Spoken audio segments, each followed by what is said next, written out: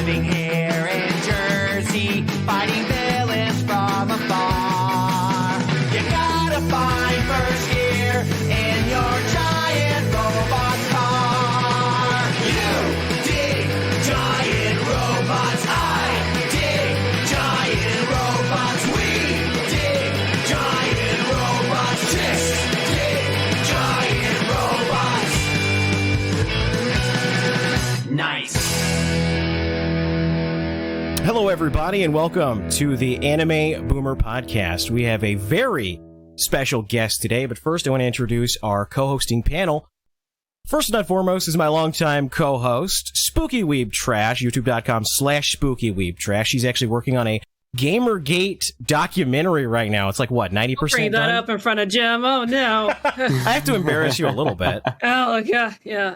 He's going to be on there. But hi, everybody. I don't know what ancient Slav would discover to have not one, but two elder gods today. But what's up? Well, I don't know. I'm not that eldest. Next we got Flamenco. How you doing, buddy? The Boomer Slayer. Hey, how's it going, everybody? The Boomer Slayer. And we've got Cody from Anime Outsiders and Cloud Scratcher. How you doing, Cody? What's up, boys? And since Jim is here, let me just say shout outs to Pippa Pipkin. Oh yeah, I saw that last week there. And of course, last but certainly not least, the man himself, the legend, the anime boomer, I would say, Mr. Metokur. How you doing, Jim? I'm doing fantastic. I'm glad to see that Maminko's here. How you doing, Maminko? I got my. Oh, I can't hear you. Are you doing good? Oh my gosh. Oh my gosh, me get him Maminko, on the are you there? I maybe it's too hot outside. I can't hear you. Oh god, shit. Let me join in on the fun here, guys. There we go. Now we all have pill bottles.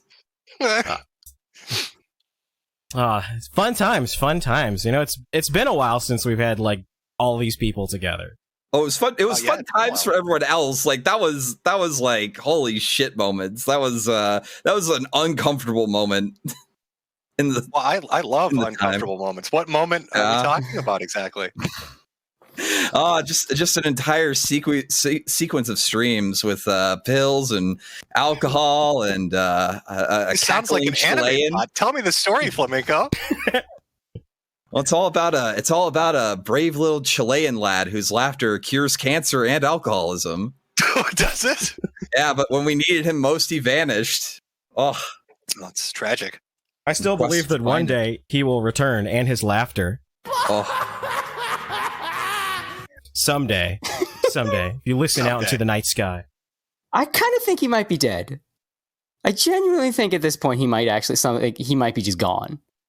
Throwing out a helicopter. Actually, a lot of people are saying that this YouTube artist that has 700 subscribers or 700,000 subscribers is actually him because his laugh is like really similar. At least that's what Cecil McFly thinks that he's just gone on. What was that video? It was like Anime Art Studio or something like that. Yeah, that guy did sound a lot like Dame.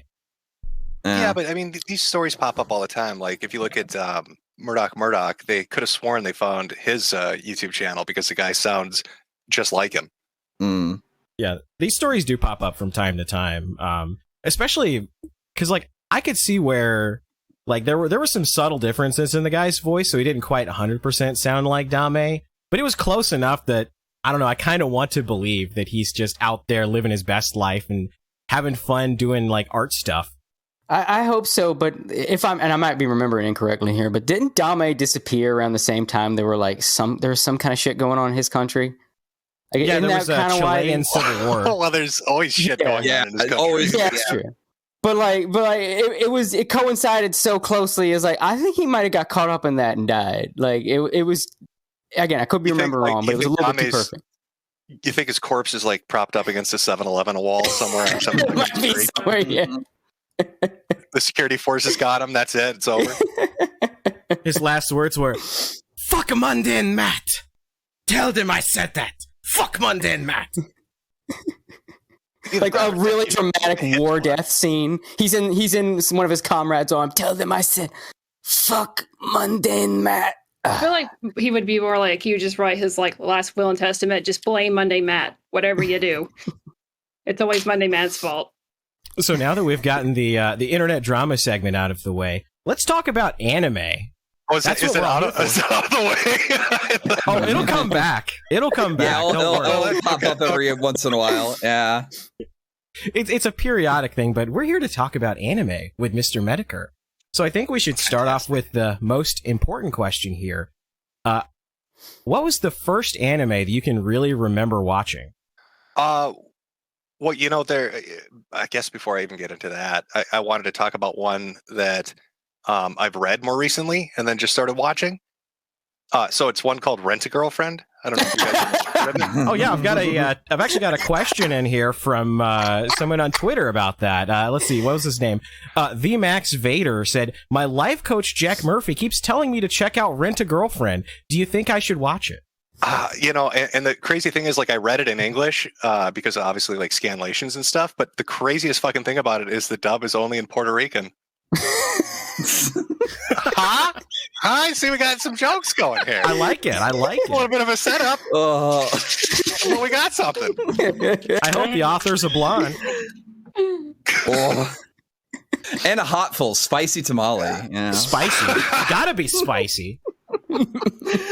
Oh, too hot to handle. But no, the first anime I ever watched, I mean, shit, I don't know. That's going to be something from the fucking 80s. It's probably some repurposed shit that got butchered for American television. So some kind of a mech or a robot thing, a Voltron. There you go. Voltron or Gigantor, maybe. Yeah, something like that. Something where they took it, chopped it up, and then repurposed it to sell toys. You don't have that magical moment where you remember your first anime, like, wow, this is something special. This is my life now. You don't have that. No, I don't. I don't have it marked on a calendar with a date circled. The magical weeb story, the Genesis story. No Genesis story. No. Just a lot of 80s cartoons that kind of bled over from overseas and stuff. But I mostly got into it heavily, I guess, during the 90s. So what was the anime that really inspired you to like start watching the whole genre? It's like the anime that inspired me? Jesus. Look, I didn't write Jim, like half what these show questions. was it that sealed the deal you'd never see a vagina? Well, let me think. Was it Tenchi? Tenchi, I could never understand, like, Tenchi confused the fuck out of me for a while because it seemed like every time a new season came out, it was a completely different fucking story with the same amount of cast. It was. Yeah, that was like the point I know. of it, apparently. But it pissed me off because I was like, oh, I remember this show. I'll watch the new season. What the fuck is this? Everybody's acting like they've never met before. Yeah, I don't know if you know the backstory behind why that is, but it's actually kind of funny. Apparently, there was some drama behind the scenes of making the very first show. And like you have the creator of the show that wants to essentially make his own harem self-insert because the main character is the creator's self-insert. Like even got his same last name. Oh, Mary's doing it, is he? Yes, absolutely. It's like Masaki something or another, and Tenchi Masaki. And then you had, I think it was like the anime director or somebody like that was working on the show itself. They're like, well, you have a good premise here with this cast. You can do this and this. You can do all this stuff with it. But the guy's like, no, I want to have my magical journey with my girlfriends. So it basically became if you think you can do better, go ahead. And the guy's like, okay, I will. And then he went and made Tenchi Universe. I love it. I love it when like anime directors are completely not tard wrangled. Have any of you guys heard of Garzey's Wing? Yes. No. It's fantastic. It is a 3-episode OVA that was directed by the guy who made Gundam, like the original Gundam 0079. And it is the most fucking bizarre shit. This guy is like driving down the mountain in a motorcycle, and then suddenly a giant like spectral bird carries his soul, not his body, into like an isekai world, but like everything's like everyone's dying. There's like giant dinosaurs, like everyone's getting their arms and legs chopped off, but his like body in Earth is still on Earth and is like he's also able to talk to his body on Earth. It's a drug trip, which is made even better by the fact that the English dub is fucked. Yeah. So if you watch it, like, just it's this already surreal, just like I don't even know what even joke words you could use to describe this thing. It's so out there. And on top of that, It's acted by like day one film students. Funniest shit you'll ever see. Yeah, and it like predates like some of these like common isekai tropes where his like current Earth self is like, well, you should go and make guns. You know, you get gunpowder, you can shoot the enemies. It's like, how the fuck am I supposed to mix the metal for that shit? What the fuck are you talking about? I don't know any of this shit. And he like gets like anime protagonist bullshit powers. And he's not really doing it justice, because you really can't, like, trying to describe Garzey's wing inevitably evolves into like you trying to put logic into Garzey's wing. You can't. It's just weird shit about like a double isekai where the guy gets isekai but he also doesn't, and he talks to himself, and there's a unicorn and a narrator, and the narrator's narrating a completely different show or some shit, and just it's a drug trip.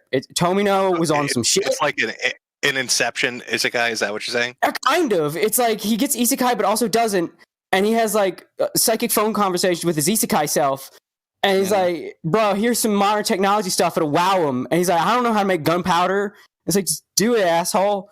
And then they fight some, I don't even know what the hell the monsters were, and like I said, it's a trip. It's got, I don't know what the hell Tomino was on. It's kind of like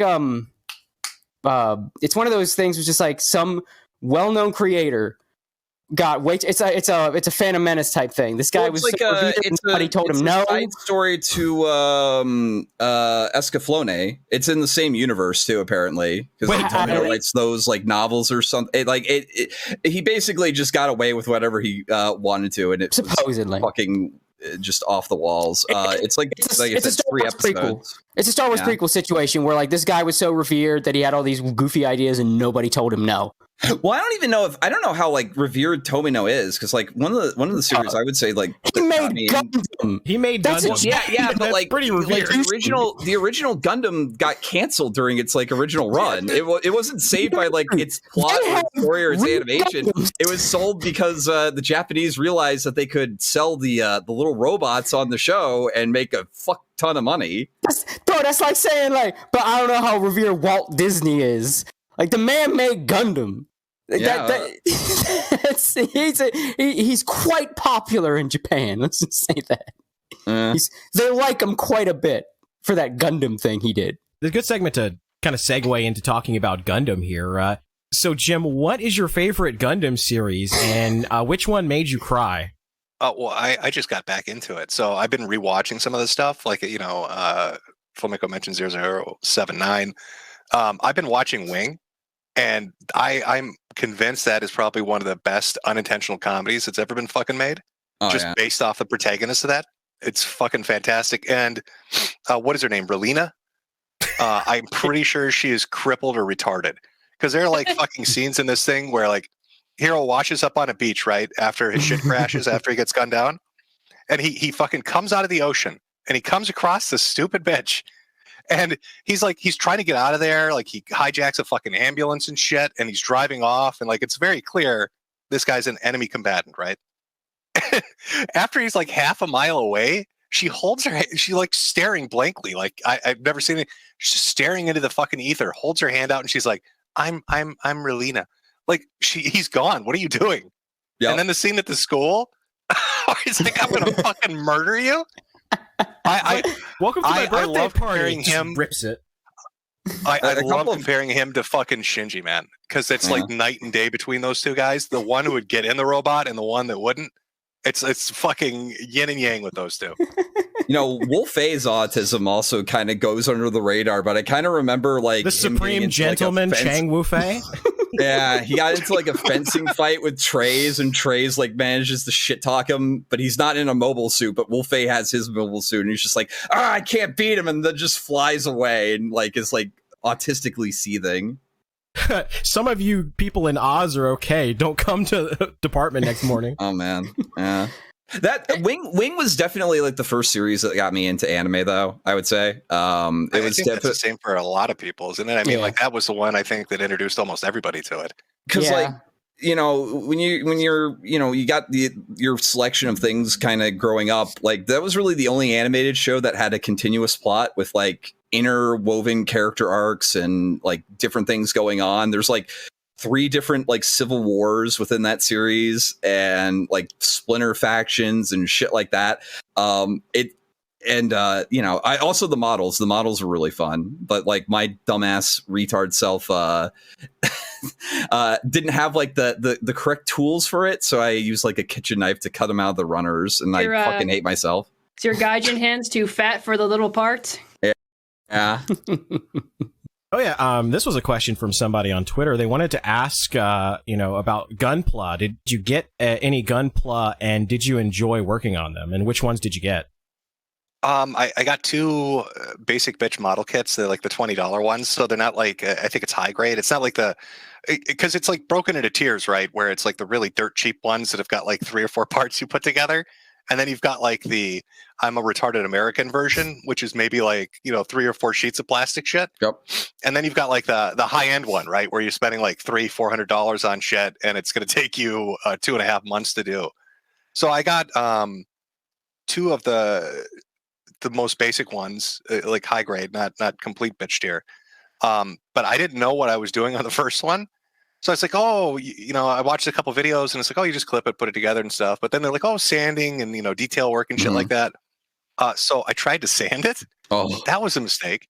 Yeah, you gotta get special. You got to get like special grit sandpaper for that shit. Well, yeah. Well, I mean, I went with like the excuse that that's battle damage, right? Like that's battle damage. That's how that's worked. But I've worked my way through like 2. I do like it. You get a lot of time out of it, especially for the money investment. Like if you're looking for something to do, like $20, and you get like 5 to 10 hours out of the thing. Especially if you do like, you know, detailing and stuff. I had to buy like the Japanese markers for that shit. But I've enjoyed it. I don't know how heavily I'll get into it because I've seen like some of the kits are fucking insane. Yeah. Like there's like I would say like there's a weird resurgence with that too. Like I think the specifically to sell toy commercial build fighters did really, really well. And you're starting to see like Gunpla being sold in US stores again, like Hobby Lobby and even Target. Well, yeah, I think part of what the reason is people didn't get too heavily into it is because they had the idea that it was like other model kits where they're going to need to use like glue and shit. They didn't understand they can just snap it. You know what I mean? Well, they had a big ad campaign back when Wing was first out. Like I think what like really fucked over Gunpla in general was one, there was their decision after that was Gundam 0079, and that didn't do well in Japan at first. And I think the airing of 0079 happened like right around the time of 9/11. And they really didn't want to like follow it up with like the more popular Zeta or Double Zeta Gundam. So they finished it up with like G Gundam, but then they like flood the market with all the fucking retarded ones, like the Windmill Gundam and the Windmill of Peace Gundam, yes. Yeah. No, just the Swedish Gundam, like Sweden Gundam. It's like, oh, we just have windmills. Yeah. They should have sold the Statue of Liberty I cannon. think part of it too is like how the marketing would have been done. Like, I mean, you're talking about early 2000s, right? So the internet really hadn't taken hold like it has now. Yeah. So people are going to be seeing shit on shelves, or they're going to see like store advertisements on TV. But now it's like all over Amazon or, you know, YouTube and shit like that. So I think that's what's giving it a better foothold. That would be my guess. There's like a lot of like really popular Gunpla channels right now. There's like even like there's even VTubers doing it now apparently. VTuber with a very nice chest, by the way. So that's definitely not helping at all with real chest or product. Like anime titties. Like anime titties, right? Like double D's. Well, I mean, a lot of the ones. Answer to the question. Like actual tits. Oh, so she knows what she's doing. Okay. Well, then if it's not really a VTuber, then if you could see her actual tits. You don't see her face though. Well, maybe they're tits that are floating on. Yeah, they're like disembodied tits. Model. Yeah. Like right. That defeats the purpose. You're supposed to be a character. Yeah, so, you got two sets Pesos of tits, her name. though. That's the best part. Is you got the real ones and then you got the fake ones. So you got 2 sets to look at. Yeah, but at that point, it's just an e-girl with an avatar. Well, isn't that most VTubers though? No, the point of the VTuber is you're playing a character. Oh, come Hey, on. You're separated from your real self. Hey, she builds the models well, so like, good for her. I mean, Don't yes. you even get a lot of views on your streams, Flamenco? Like you'll just keep on like Red Letter Media or some shit, or Oh yeah, like Gunpla building with like podcasts and shit is like the easiest content to do, and it's transformative. as fuck. I love how backhanded that was. She's like, oh yeah, the VTuber gets a lot of views. Even you, Flamenco, with your shit fucking streams nobody watches, right? How do you get like 1 or 2 viewers too, huh? Yeah. yeah. Listen, I'm performing better than Randy Stair did throughout his entire lifetime. I'm probably not going to shoot up a grocery store or try to get a ghost Probably. pussy, you know. So You're too busy like, I'm making just your going to say my Gunpla. YouTube success is like probably going to keep me from that. It's not the best, but it's serviceable. It's okay. Notice he didn't deny the It's other gaining stuff traction. associated with Randy Stair. So I'm glad we don't see his bedroom. That's all I'm saying. Well, I mean, I don't know, Flamenco. Do you paint yourself with white body paint and run around in panties? That was the other thing. Randy was doing. no, he just cosplays as you and runs away like a little Naruto run. That's what he does. Oh, that's- I was there. I filmed it actually. Yeah, we went Spooky's to an Bubba agent of Fest. chaos. We were going to support Vic Mignogna in his situation. So Flam had the bright idea. He's like, I'm going to cosplay as my my senpai, Jim. And then And one so I day didn't he'll show my notice me. face on stream because I Hey, don't want look, to you get doxxed. manifested. Jesus, did you actually call me senpai, Flamenco? No, I didn't. Hold on a second. Oh God! Ah! Flamenco, it's not true. Flamenco! It's not true. Gotta love it. Mhm. A moment in internet history. How did the Vic thing turn out, by the way? Well, we're still It's waiting still on in the. air. Yeah. Yeah, Everybody goes silent. it's a mixed bag, really. Like Yeah. the case got dismissed, but he's still It's on Appeals. appeal. yeah, it's on appeals, and he's getting like appearances at conventions, which was mostly the point. Like Yeah, he can still make a living. It basically got silent because there's no simple answer. Like, yeah, he lost this court case, but he's in the middle of this one, and he won here, kind of lost here, but he won here, so it's okay. Like, it's a clusterfuck. Well, but it's it's also general, like- it's positive. Like the whole basic point was to save the guy's livelihood, and that's done. Like, he's still making con appearances, he's still making money. He don't do anime anymore because of this stupid clique going on in that industry, but he's doing theater gigs, he's still working, he's doing short films and all that, so he's good. What also delayed it was like it was 2019 when it happened, and then there was like bam, Corona, and then everything gets delayed with Corona too. So that also contributed to it because like Yeah, Or- I'm sure that probably fucked up a lot of the court stuff. yeah, Yeah. it's already slow enough as it is, and you make it 3 times as slow. It's Yeah, so now we're just waiting on the appeals court decision. And even then, like, the damage is done. Like, everybody kind of knows what goes on in this industry now.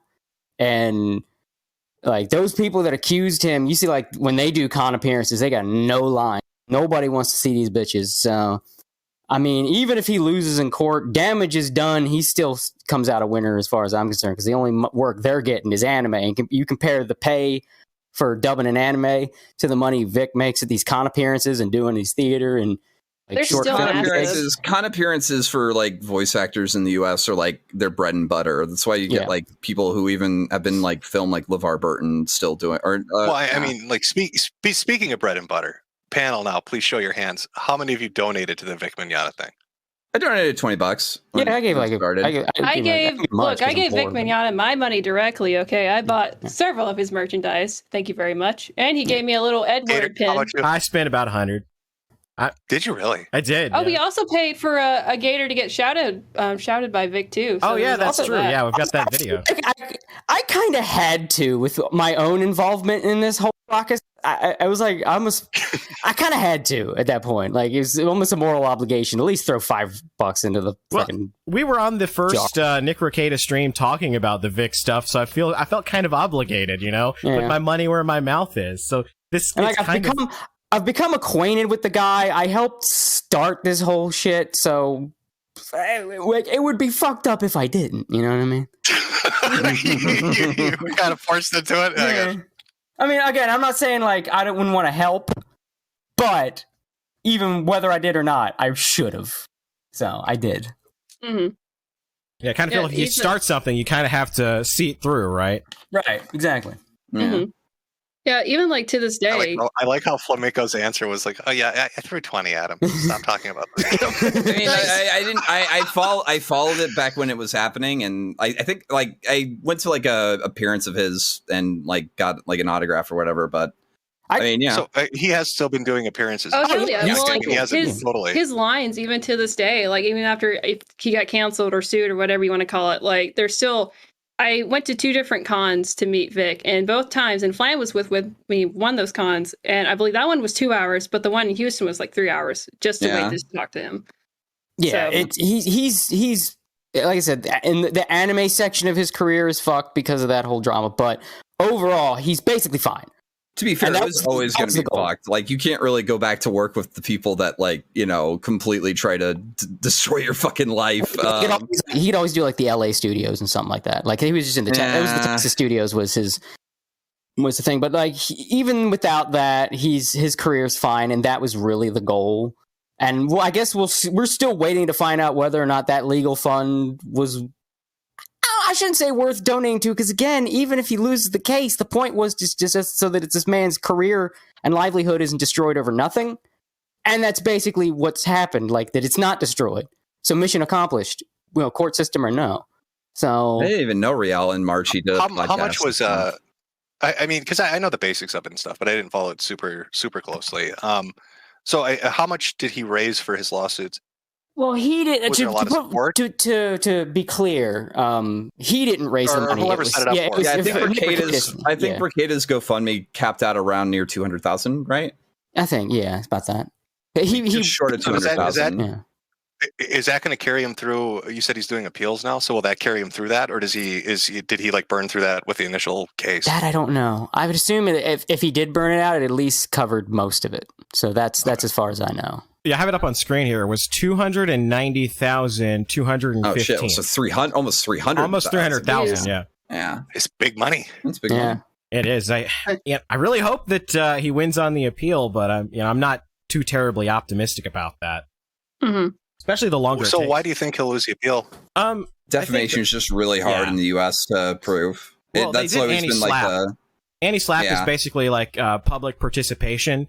So the idea is that they don't want to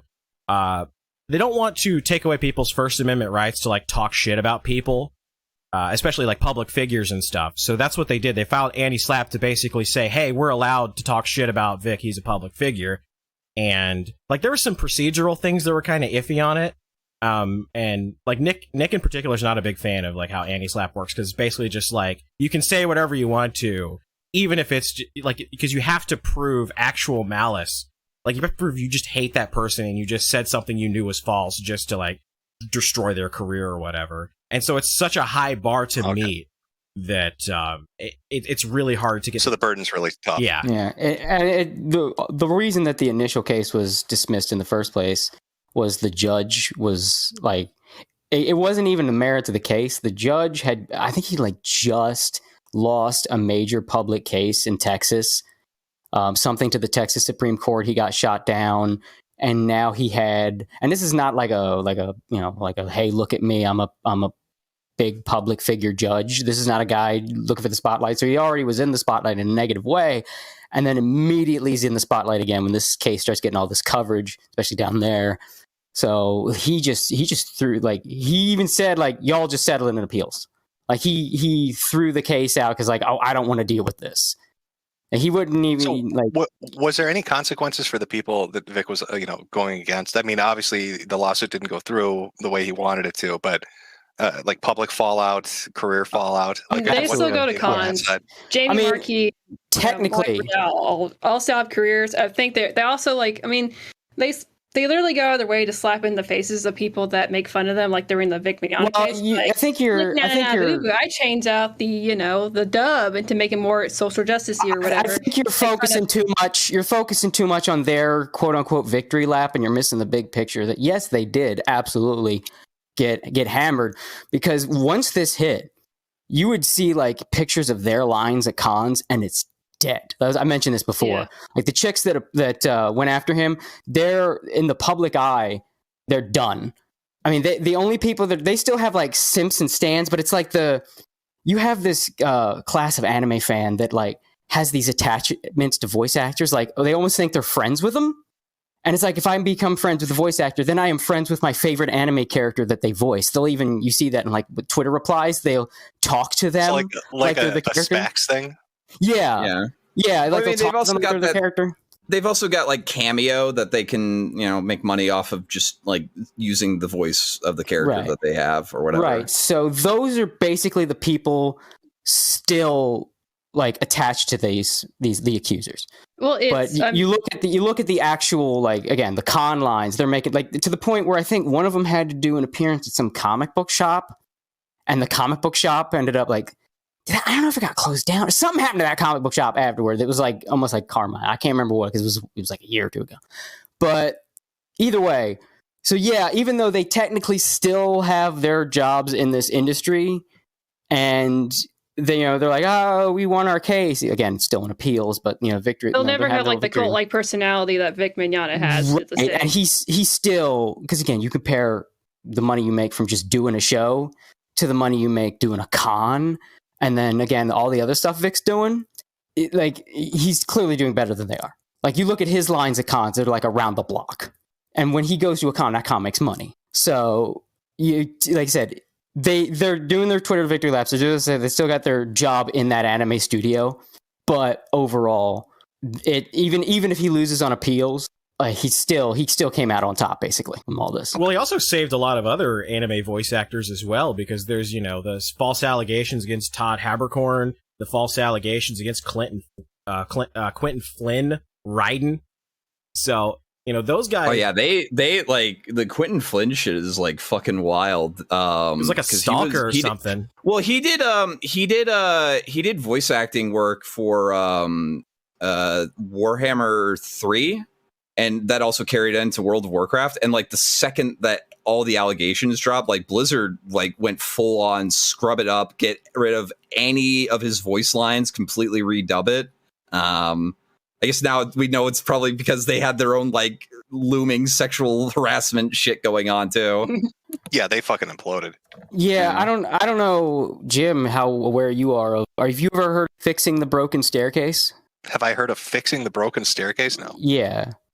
Okay, I'm guessing not. So it was basically a hit list. It's been around I said no. Yo, so what is it? Go ahead. Oh, okay. I didn't hear the no. But yeah, so it's like a hit list that's been around for years of essentially industry people to get rid of. And a lot of it is just, for whatever petty reason, for petty little mean girl clique reason, we don't like them. And they had been going through that list in recent years. The guy that runs A&N was like at the top. And they did a whole Me Too thing on him, which is funny because he's gay, but he still apologized because he's a cuck. So, okay, well, we got him. Well, Vic is next because he's kind of right wing and Christian. And whenever they try to get him to sign yaoi art, he don't like it. He says that your yaoi ships aren't real. So he's got to go. So he was next on the list, but he fought back. So what that resulted in is essentially, because they had a fight. I'm not kidding. This thing was a lengthy hit list. And with him fighting back, it basically scared, because they were primed and ready to go down this list. And with him fighting back, that made him back off. So again, that's another thing that even if he loses on appeals, one of the things he accomplished is putting a kibosh on that shit. And that helped a lot of people that were else below him on that list that were next. It wasn't only the list, but it was because like the whole that shit, like with the whole yaoi situation, that was started from all the way from fucking 4chan on the CGL board. But like what they really wanted him to get knocked out for is because he got Broly, and Broly is like the most popular DBZ character ever. And so when the Broly movie happened, that's when they wanted to knock him out and get him out of here, because he was going to be a director of several of these animes, as far as the voice acting. Well, yeah, that was something that Nick Rekieta dropped. I'm not sure. He didn't say specifically which Funimation person talked to him, but somebody from Funimation leaked to him that Vic was actually in line to get a major studio role. He was going to be overseeing a lot of people. And as the theory goes, they think that Christopher Sabat got a little jealous, and he's the one that called the hit. Mm-hmm. It's shitty. It's not Hollywood, but it's entertainment, and it's fucking cutthroat and shitty. So it's basically a Mean Girls a Mean Girls clique with what, like a hit list for people. Yeah, pretty much. hmm And meanwhile, They're on they're a doing personal all this burn book. they're doing all this like sexual shit behind the scenes. I don't know if you saw that Nick Rekieta stream where he played like all the clips of Goku's voice actor and Krillin's voice actor like talking all that shit. hmm No, I do think I saw those on, like video clips of that stuff. I mean, like I said, I have a basic working knowledge of all this. I just kind of want like an update, I guess, on where it was. Yeah, we're waiting for some random Thursday because apparently the appeals court releases their findings on like Thursdays. So it's going to be a Thursday. No telling how long that's going to be. Yeah. One of them coming up. Yeah. And then Just it's pay just attention gonna, to Rekieta Media on Twitter because you'll find out when it happens. regardless of what the ruling is, when it does come down, it's just going to blow this shit up all over again. And it's like the whole reason that it's kind of faded. And some people think, oh, well, it's over. It's not over. It's just not relevant right now because we're waiting on the next step. And the next step is taking so long. Once that shit hits, welcome back. We Wars is going to be back again. You're going to get all the clickbait YouTube videos of everybody with the arrow pointing. Is like, you'll never believe what the verdict was. Caps lock on and shit. So it'll all come back roaring back at you once this thing drops, regardless of what the verdict is. So brace for that, I guess. Well, you have another question, Gator? Yes, I do, actually. This one is from someone on Twitter. They didn't want me to read their name out. It says, do you like Tokusatsu series like Kamen Rider and Super Sentai? Any favorite series? No, I mean, I don't really watch them, I guess. I nothing against them, but no, I don't really watch them. No favorite series. Garo's pretty good. Garo Vanishing Line. Cody recommended that one. Yeah. That's a really good one. It's like Garo Vanishing Line is what happens if a Chud Bud becomes a Tokusatsu hero. Yes. Yeah, it's a little bit more like magic focused. There's a pretty good anime for it too. That was like really fucking well animated. I think like I think that's what we're talking a couple of the sequences from the like the like I think there's like a couple of sequences from like the like first couple of episodes that like really get put up in like a lot of people's top animation lists. Yeah, Garo is basically Kamen Rider for adults. That's sort of the idea of the. It's like a franchise. It's like a live action series. It's anime for mature people. Yeah. The idea, Edgelord Tokusatsu. Kinda. It's basically like for teenagers. Adults is when the fucking giant black dude rapes the 6-year-old the camp. Well, no, that's when you know it's an adult story. That's a different kind of for Are you adults. talking about Rise of Berserk. fuck, what's it called? Shield Hero, Redo Shield of Healer, Hero. yeah, Redo of Healer, Redo yeah. of Healer. But yeah, the concept, because it's a multi, it's like I got an anime and a TV show. And the idea, it's like it's like a Toku type thing, but it's like taking they're not doing poses. It's more like actual combat. The monsters aren't dudes in suits. It's like Lovecraft type shit. That's the idea, and then from there it's like a live action, which I hear the live action show is good, but I've never seen it. The anime, it's got like 3 anime. The first 2 are just kind of okay, and then the third one is fucking one of the best I've seen in years. If you want to see, I can't recommend it enough for like a variety. Let me say the first 5 minutes of the first episode, main character who's like this dude built like a brick shit house. It's not like some fucking anime boy. Beats the shit with his bare hands out of some monster made of tits. To a point where he punches it so hard its head flies off, and then he power bombs it into a parked car from a rooftop. And that's just the first 5 minutes of the first episode. And then he goes off to his goddamn skull motorcycle where he's got some big titted blonde waiting for him, and he rides off. Begin credits. And again, first 5 minutes. So if that's not, that sound entertaining. Yeah, absolutely. And like it's goofy over the top like that, but also the characters are really well written. The story's great. The concepts, because the monsters are like based on like people's fears and personal problems and shit. Like people make Faustian deals or whatever. I ain't going to get into the whole fucking story, but the monsters of the week are more interesting because of that. So it's just a good fucking time, man. You want some good shit? Garo Vanishing Line. Check it out. So, Jim, have you seen Redo of a Healer? Yeah. So I read the manga. I like the manga. And then I watched the anime, and I came to the conclusion that the anime is shit. Well, the anime got like $5 for its budget. The story fell apart for me. Yeah, I think I realized the point where the fucking whole thing fell apart for me is I'm like on episode 2 or 3 or whatever.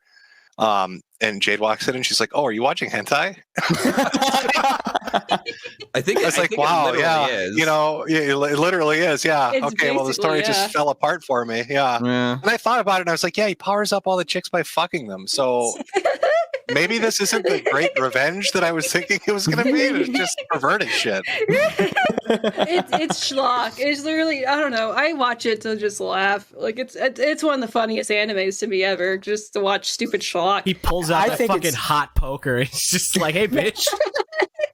I think it's funny that apparently there was a rumor going around that was written by a woman, and people are like, yeah, women write effed up stuff. That's like this No, is like a effed up thing, it's but what- written and by- No, man. the guy is like He- totally a dude. He's done interviews. Yeah. I think there's like but I like think I was the saying- rumor is that the Shield Hero author is a chick, but I don't think that one's thing true is, either. no, the thing is Redo of about the Healer redo was. author. The thing about the redo author is it's a dude, but he admits that he was talking to the Anime Man, which is an YouTuber. You guys don't know, but he was doing an interview with him, and he said, "Well, why is it that you have these porn websites that you look at who's consuming the most rape, BDSM, and it's women, and it's like, wouldn't you assume women just like rape?" By that instance, if they're consuming the most rape porn, and then sure enough, the number one demographic of people that are watching redo of a healer are women.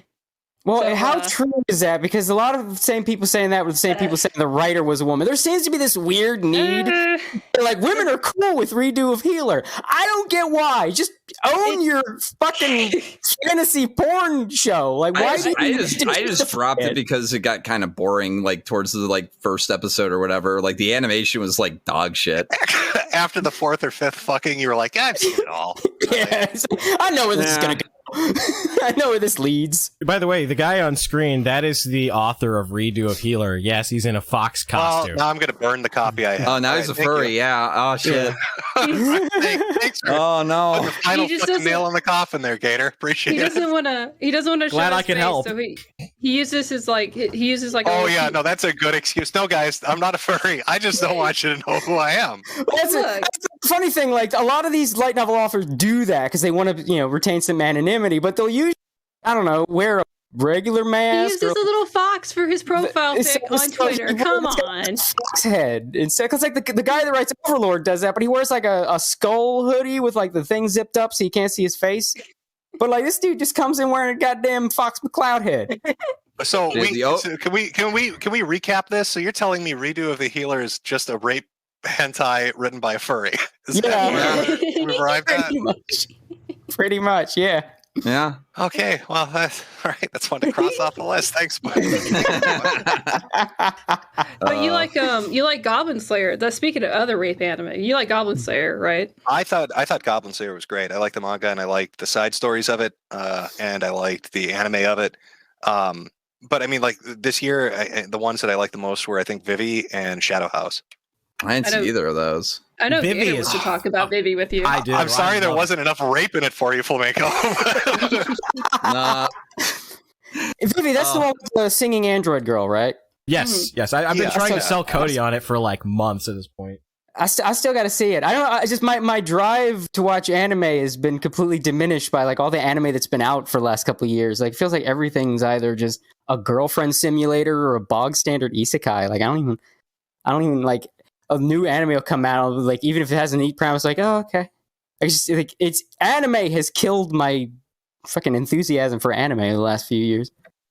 All right, Yeah, the problem I Miyazaki. keep running into is I can't stand like the thing that fucks me up is the simulcast stuff because I'll find a show I like, I'll start watching it, and then I don't want to wait for a fucking week to see the next episode, so then I'll just go read the whole fucking thing. Right, and then I have no reason to watch the anime after that. Yeah, things that are already finished and have like their self-contained stories. I can understand that. That happened with Yeah. me and Platinum End. I got kind of tired of waiting for the next episode to come out because they went on like a 2-week break. Is that the Angel one? Yeah, that's the Angel one. Like, it's the manga is Okay, already yeah. finished, and I went through and like read the entire manga, and I don't know how I feel about the ending. I remember I watched I think one episode of it, and then I read like I don't know how much I read. I just wanted to have an idea of like what the fuck was going on or where it was going to go. I just remember it being sort of fucking twisted, and I did like that it was twisted, but I don't know. Now you got me all fucked up because I'm worried that half the shit I've read has been written by furries now. Always I check think to it's the make only sure. one. So, what is your favorite manga, or have you ever reread a manga because you enjoyed it so much? Shit. I really, really, really liked So I'm a Spider, So What, the manga. Like, I know there's weird differences between the light novel, the manga, and the anime. Like, they're all split up into their own kind of ordered storylines and shit. But the reason I liked it was she gets thrown into a different fucking world, and instead of like trying to, I mean, yeah, and they're the protagonist is OP and they do all that shit, all the cliche stuff, but it's like 50 or 60 or 70 chapters of just running around a dungeon. And I really liked that, right? Like that appealed to me. So I read the fuck out of that. I really like that. Ascendance of the Bookworm, I really like that. Yeah, I suppose those two probably stand out the most. I mean, the problem like is really like, intricate details of like the character interacting with the world is like some of the better, I guess, storytelling that I see in some of these series. Like with because like Ascendance of the Bookworm is just her trying to develop cheap paper so that she can have books or whatever, and also like making sure her family has like a decent life. well, yeah, like Dr. Stone did that with chemistry. I mean, shit, even Drifters did that. With Nobunaga, like developing gunpowder and shit using corpses, like like where they got to get into the details of it for a while. I like that kind of shit. Yeah, that is cool. It's better than it happening off screen and just like, oh well, we just magically have this now. Yeah, well, there you go. Do you watch any of the big three, like the big shonens that are your favorite, like Bleach? Sorry, I kind of assumed I don't that even you know what if I'm Bleach saying. is the big three. I think the Did big you three just- right now the are like big three, Bleach, oh shit. I think the big Bleach, three right now are like It's Naruto, One Piece, and Bleach were the big three. Quick, Yeah. what year is They it? were. That one. Hey, look, I still think it's 2007 sometimes. Look, I'm old, but like it's Isn't One Piece? One Piece is still relevant, yeah. 5,000 at this point. it just got done with its like 1,000th chapter like last year, so it's Yeah. like up there now. That has to be. Isn't that a record? Like, I mean, they've taken the No. credit for that, haven't Well, they? no, There's I think. Yeah, No, Hajime no Ippo is one that's. no, I it don't might think be Hajime no Ippo is. I think it's that comedy gag series about yeah, it's the like a police family officer. comedy. Right. It was what was it? I think it was the one about the police station. Yeah, The Kochikame? big eyebrows. Kochikame, that was it. I forget Yeah. his name. Yeah, I think that one's How many chapters did that go for? I think like For volumes. 3,000. Oh, for real? Shit. Yeah, that was basically the Japanese equivalent of like a newspaper comic. It's like Japanese Garfield, basically. It was like just gag a month. I mean, not gag a month, gag a day. Gag a Like, month. Yeah, what the fuck? Oh, I'm sorry. No, it 1,900. capped out of just short of 2,000. Sorry. Yeah. Yeah, but were these like proper chapters or were these like one or two panel things? I think No, these are like proper They're chapters. proper chapters. I don't think they were as long as like maybe a One Piece or a Dragon Ball chapter, It, but it they ran were- for they were like one about page. 40 years in Japan. Yeah. Yeah. Okay, yeah, well, that would be the record then. All right, yeah, but no, the big three. So Bleach, no, One Piece, never really watched it. What was the other one? What was the other? The big three? Naruto. Naruto, Garuto. Boruto. I seen your Blu-ray list there. Oh, that's that. Now, see, this is a shared collection, so I can't get total shit for all of it. Yeah, sure. That Naruto, explains all the Naruto My shit. Hero Academia. Yeah, she's really into that. Like I'm more into the sports shit, so I like that stuff. Isekai because I have trash taste, of course. Okay, so Jay likes shonen, and that's what she likes, right? I guess. Well, yeah, like she was really into anime for a while, but then she dropped out from watching it for a while. So like when we started like kind of picking stuff up, she went back to the stuff that she had watched before, before getting into more modern shit like My Hero Academia and that kind of stuff. Oh, okay. I think Demon Yep, Slayer is that's- considered a big three now too. I think. I think the new Yeah. big three is like One Piece, My Hero Academia, and Demon Slayer. Though Demon Slayer did just end in the manga, so it might get replaced Probably by Dr. Jujutsu Stone Kaisen. then. I don't know if Dr. Stone is that big. He's Or big. but I don't think Jujutsu. he's Yeah, that big. Jujutsu too. probably. Yeah, I think Jujutsu would be like the new one. That's probably going to go for a fucking while. Yeah. Yeah. I'm looking for the one I'm looking forward to is Chainsaw Man's anime. Have you seen Chainsaw Man? Have you read it? Oh, it's so great, isn't it? I feel like I'm the only one on earth that can't get into Chainsaw Man. Holy shit! Like, everywhere I go, if there's a I Chainsaw like Man, I love it. I really kind of like I kind of really like I saw this also in Demon Slayer, and I also saw this in Jujutsu Kaisen. I kind of like this like new wave of protagonists that are not really drawn towards like, oh, I want to be like the super strongest, the best of whatever.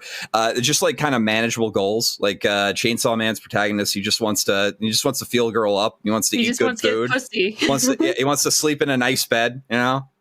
But what about the protagonist from Jujutsu though? Jujutsu, he just wants to live a life where he can be like surrounded by people grateful for him having lived. Like he wants to have a good death. A fulfilled life. That's what I'm saying though. That's like a protagonist cliche. Like I mean, it really is. I want to be a hero. Yeah, something because Grandpa told me on his deathbed that I should do good things. Yeah. I don't know. It's something well, grand. I think it's the difference between like I want to live a comfy life and I want to be a god. I think that's what maybe Flame's getting at. Because if you look at like Bleach's main character Ichigo, he's a god. Really? I don't think Ichigo ever had like a central drive to his character. He's just like, I want to save my friend. Wasn't it like by the third movie he was like raiding hell and shit? Like he was powerful enough to fucking go fight like in the pits of hell and shit, and it was like a Tuesday for him kind of thing. Yeah, and then he go to hell to punch Satan in the dick. Gains him back. The weird thing was like the because movies were not canon. The show actually never. And the fucking manga, whatever, the actual canon stuff never really went into hell. And then like I don't know, there were things I did like about Bleach. Like it did depict the afterlife as just being like an absolute shitty. Like it's not. Oh, good. It's a bureaucracy. Yeah, it's a bureaucracy run by like the guy in charge isn't even like real, or it's just a man in a crystal, and it's like. This shit kept secret from everybody, and there's like a people live system. in like most people live in like the 1200s era Japan, like fucking squalor villages where people just like murder you. Yeah, like the afterlife sucks in Bleach. Yeah, it would be pretty depressing, I would think. Like you die, you spend all your life being a good person. Find out you spend your eternity in like a Japanese slum. Speaking of afterlife sucking, did you ever watch Angel Beats, and did you cry every time? Angel Beat? I think maybe I'm being retarded. I believe it's what it's called. I'm probably it's called Angel Beats. Angel Beats. It's like like all the characters died and they're in like purgatory, and the purpose of it is like it's like you live a happy high school life, and then you become fulfilled, and you get reincarnated or whatever. It'll make you cry, guaranteed every time. Like Will every it make single me person. Cry like Gundam? Even more so. Like it doesn't. I met men, women, all sorts of different people that watch Angel Beats, and it's kicks you in the balls at the end. So, someone in chat brought up like great teacher Onizuka. That's a fantastic one. That's a good one. Yeah. That's a damn good one. Yeah. So, how disappointed were you in the Attack on Titan ending, Jim? Oh, I wasn't disappointed. Okay, look, I was never into it. So when I find out he turns into a pigeon, spoilers. When I find out he turns into a pigeon, that was the funniest shit to me, because I can imagine how fucking angry that made people. Basically, the ending of that whole fucking thing is, I'm going to stalk you as a pigeon. That was the fucking ending of Attack on Titan. And both of his love interests are getting railed by different dudes. Yeah, he's a cuck bird, right? Like, I'm gonna watch you get fucked. For 10 years, he had like a time limit on it too. By the time you get like blown out in a roasty, then I don't care anymore. But as long as you're young and I'm a pigeon, I'm gonna watch you fuck other guys. And then people started talking about like the author saying he hated his audience, and I don't think that's fantastic. True. Well, they were like, well, it was one of those things, as it was explained to me, where it became like and I've heard this is common too, where it became like a burden, right? Like where he got into it when he started it and he really liked it. And then it was you need to pump it out, keep the story going. We don't care if you want to end it here where you want to end it. We need more. And to the point that he couldn't, and to the point where he's writing the protagonist turns into a pigeon. To a kookaburra. Into a fucking pigeon. That's right, chat. Cecil's mad at me because you spoiled it for her. Spoiler alert. Because the anime is coming up. The anime is finishing it up. I hope you love the end episode of that shit. Oh my, you're going to fucking spoil it. You might as well get spoiled so you don't end up getting disappointed when the anime finally airs. Like, just How brace did yourself you- now. How did they not get spoiled? Like when that fucking I don't page know. dropped, right? That was I don't- everywhere. Like you couldn't you trip over it if you went to any fucking Maybe- website. I don't know. Maybe she just wasn't paying attention. That's just kind of the person she is. But she did want to know Cecil McFly on here. I don't know if you've ever seen her documentaries. You should check them out. So she wanted to know Pokemon or Digimon. Digimon clearly would be superior. Oh, Is that even a real question? controversial. Yeah. I think you made the right Digimon's like choice. the controversial one. Like Tamers was fucking amazing. That was a good season. See, but did you play the video games though? Pokemon or Digimon video games? I've got. I didn't play like the early PS1 stuff. If that's what you're talking about, but I do have like Cyber Sleuth. Okay. Ooh, Cyber Sleuth is really good.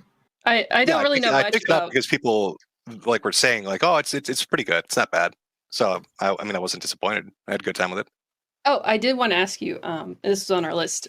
So you've talked about very specific PS1 era video games, like from Japan. I've never heard of. Like I grew up on PS2. That was my era. So what is your favorite like early 2000s 90s PS1 era like video game? Okay, so I liked Tactics Ogre for the PS1. Xenogears was really good. Vagrant Story. Shit, is that right? Oh, Vagrant Story was great. Final Fantasy Tactics I liked until I learned the mechanic that broke the game, and now I can't ever enjoy it again. Like I like the Lunar games, even though they were like ports, I think, from the Saturn. Did you ever play? Because they have better Lunar ports to the PSP. I don't know if you ever played those, but those were really good. No, I never got a chance to play like the PSP versions of them. Yeah, if you ever played those. Mostly just like RPGs and shit was what I was really, really into. Legend of Dragoon, I thought was pretty good. A Legend of the Gaia was really good. Yeah, if you ask me this question, I'm just going to sit here rambling off fucking RPGs Parasite for an hour. Eve. See, I would enjoy Parasite Eve was that. good, yeah. I would enjoy it because I love like PS2 era video games, like in PS1 era video games. That's like my favorite. PS2.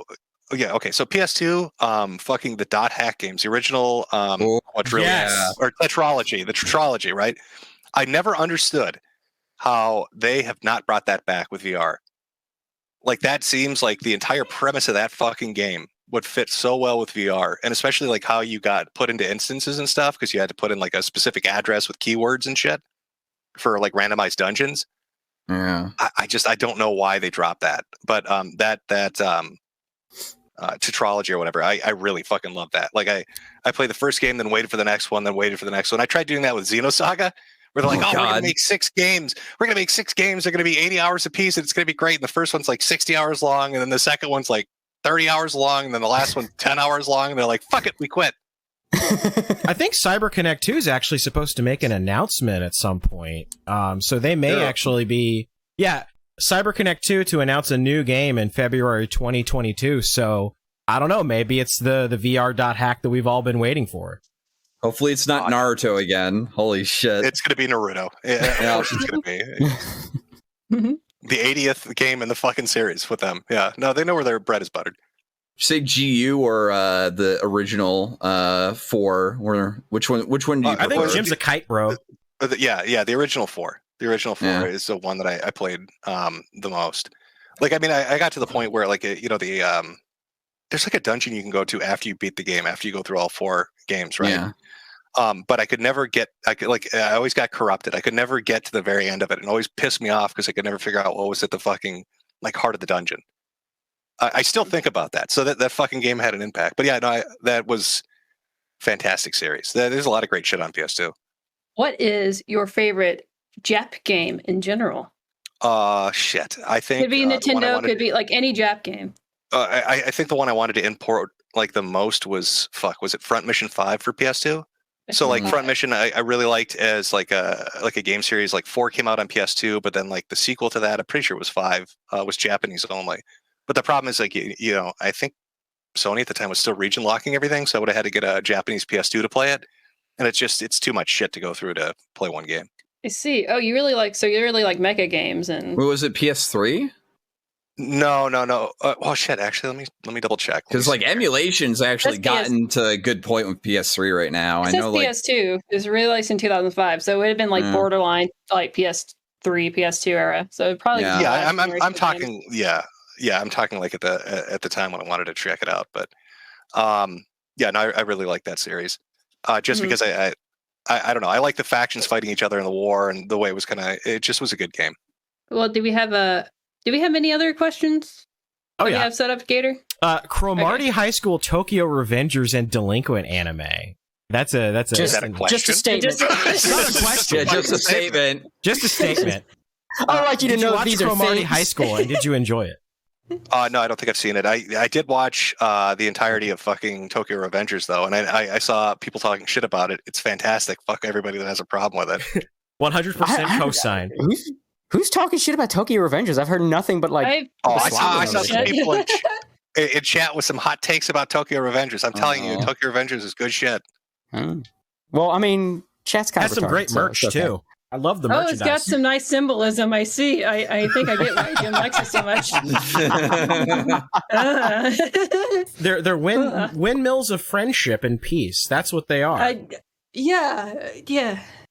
That's why. Cromartie was really good. That's like one of the that's like one of the really good comedy dubs of like the aughts for anime. That was back when really dubs were like actually good.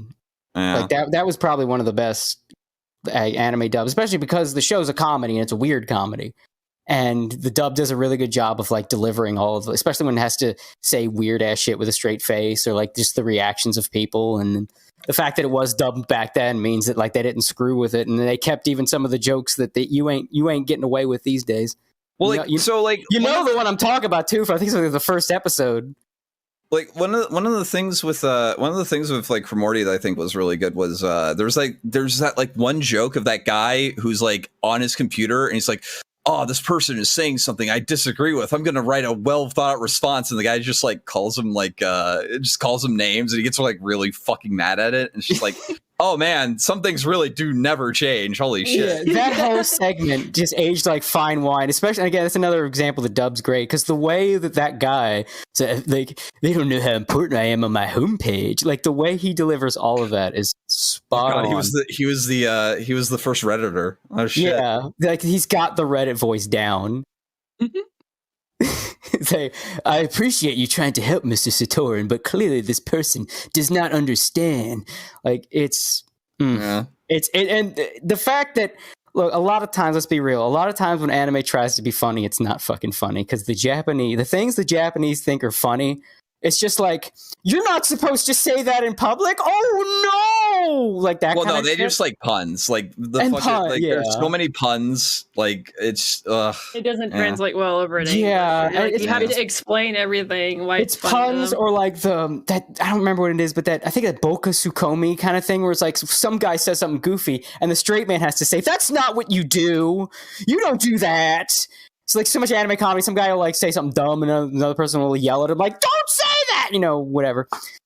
Like, so a lot of anime comedy kind of sucks. So but the fact that Cromartie not only doesn't, but is as funny as it is like something fucking, that's lightning in a bottle, man. That's something special. That show was, if you haven't seen it, you gotta see it. And I say this to everybody watching too. If you haven't seen it, you got. I have not seen it, so I will check. It's it's like I'm a shit looking for- post anime.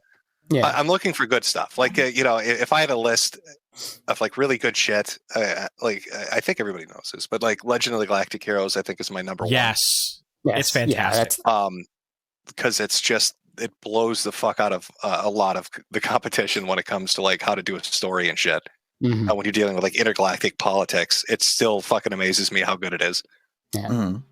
And how relevant it is to today too. Just like, Legend of the Galactic Heroes screen caps like percolate through the internet like all the times. Like, clearly this is a right-wing group, and it's like, obviously this woman is flustered or whatever. What was that one thing of like what was that line that like applied to the riots and shit, where it's like, if you attack the populace, like where the people live, the leaders do nothing, but if you attack the places of power, the color drains from their faces, something like that. And I remember seeing that screen cap was like contrasted with the riots versus January 6th. Yeah, there's a lot of really good shit in that. I like how they set it up where there's not a cliche bad guy, right? Because like the whole story is like, which form of government do you want? Do you want like an autocratic dictatorship, or do you want a democracy? And then they go over, what makes that either of them good or bad, right? Like you could have a dictator who's the best decision maker in the world and can fix all your fucking problems, but then 2 or 3 generations down the road, you get an inbred idiot who fucks everything up. Or you can go with democracy and get the guy that's just a used car salesman and gives you bullshit and then fucks everything up, right? And like they set it up so well between those two that you're not like, oh well, obviously this is a good guy and this is a bad guy. Also, it's always, I thought, kind of funny. The title does not sound like it's that kind of show or book or whatever. Like Legend of the Galactic Heroes sounds like some Flash Gordon type shit. Like it sounds like some cheesy hero is going to go on. You really wouldn't expect like yeah. intergalactic fleet formations and shit like that. Yeah, and like deep looks into politics and human behavior in a series with a title Legend of the Galactic Heroes. That sounds like some pulp thing from the 60s. I just like that they have space Jews. I like that there's an entire planet of space Jews and Legend of the Galactic Hero is the most fantastic thing. Yes. Yes, really. Are they like obsessed with money or something? Yes. Or... Yes. Oh, yes. Intergalactic politics. Yeah. Oh, fuck. Yes. Yes. It's one planet that just keeps fucking with everybody, and everybody at the end of it figures out it's them. Oh, no. Fantastic. Let's see. What is our other questions? I don't have the list, so I have to ask Gator. Yeah. By the way, I just found this. By the way, there's apparently like an English patch version of Front Mission 5 for PlayStation 5 for emulators, or PlayStation 2 for emulators. Yeah, then I checked that out. Yeah, at the time that. that was like the one that I was most interested in. It kind of pissed me off that it never came out over here. I was going to ask Jim, because I saw him posting about Ronin Warriors. I guess it was Samurai Troopers. Is it the same version that they played on Toonami, or is it like a different dub? I'm pretty sure it's the same dub. But yeah, like I remember watching that show back in the day too, and I liked that. So I picked that up because I'm a fucking idiot that pays for anime. Apparently, I'm the only one that does, from what I've been told. So that's true. That's a nice collection. I mean, to be fair, buying Blu-rays is the best way to support the anime industry. So there's that. I mean, we'll have like any. There's that. Listen to the dead silence. Thanks, everybody. You're really pulling me through this. I mean, I'd rather buy like figures wholesale from like Japanese markets or whatever, and just have it shipped here. You'll have like any tubers like push like Crunchyroll, like and all that kind of stuff, but Crunchyroll does not support the anime industry as much as like just buying straight up from the Blu-ray. Crunchyroll goes down like every fucking week. Like if you watch shit on Crunchyroll, it's like, is the site working or not? Is the problem really? Have you seen their offices, Jim? They're like these, like it looks like a little studio, movie studio. Oh, you have no idea. We actually back in the day, back when AO was effing with everybody, pushing buttons and stuff, we actually had a guy on the inside in Crunchyroll, and let me tell you, that place is run. Words cannot do justice how incompetently they are run. They have no IT people, or at least they didn't when we had a guy in. They had no IT people at all. Well, they also used to like just flat out pirate anime on their site. Like they would just get away with that because it was back when no one gave a shit. But I'm talking about like after they went legit, even like just a couple years ago. Like if you remember when Crunchyroll got hacked and they had some fake front page that like led into a phishing thing or something. I don't remember what like exactly did. I just remember they got hacked. God. But like they had no IT people because the initial staff was just a group of friends. And that's it. It was like basically an anime club that got in charge of some shit that they should never have been in charge of. And let me tell you something, they hate you. They hate their customers. I'm gonna tell you that's that why right they now. made High Guardian Spice. They hate everyone. They genuinely, I'm not kidding, they genuinely hate you. Everybody listening right now, Crunchyroll staff hates you. Have you seen High Guardian Spice, Jim, by chance? The screenshots or anything? No. High Guardian Spice? I'm familiar with what them trying to roll it out, but no, I've not watched that shit. I want you to think real quick. I want you to think of Steven Universe, but he's more retarded and not on ADHD meds, going around swinging a sword and almost like decapitating a black elf, and then she gets really fucking pissed off that she's almost decapitated by a literal spaz, and then the fucking protagonist who's doing all this reckless shit then gets uppity and mad that like somebody would be mad that somebody almost killed them because they were fucking retard.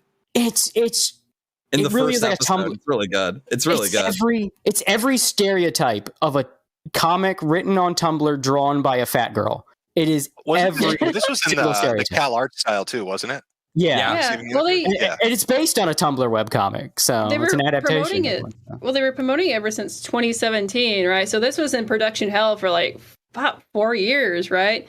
But like the way they promoted it was like, look, guys, we have women that work here. Just women. Look, we have a pink-haired woman, we have a brown woman, but look, it's women, and they really wouldn't tell anything about the story. It's just like, look, we have women here. So Well, to distract you from the fact they're using actual clip art in the backgrounds and forgot to edit out the watermark, which is true, by the way. Also, There's like a lamp. like the head of it is like part of this fucking union that doesn't actually represent their clients at all. She just like spends all the money that people use for union dues to like throw lavish parties and like wine and shit. It's insane. Feels like a money laundering scheme. The whole show. Yeah, it really this does is feel why, like a this money is why laundering. anime is doing better, because Western animation is just filled with people who like fuck around at the office and give each other herpes and shit.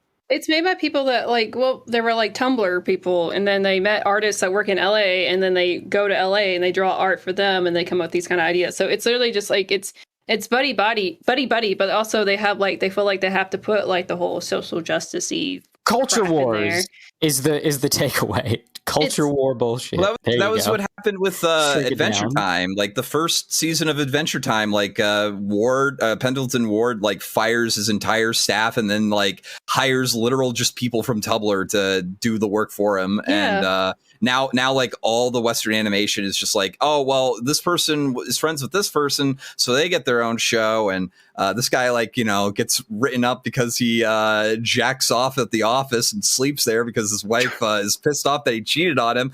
You know what? We'll give him his own show too. Fuck it. Well, like that first season. Well, right after Pendleton Ward left, right, and he let all these Tumblr figs run the place, right. Immediately there was a cuck episode where Finn enjoys getting cucked.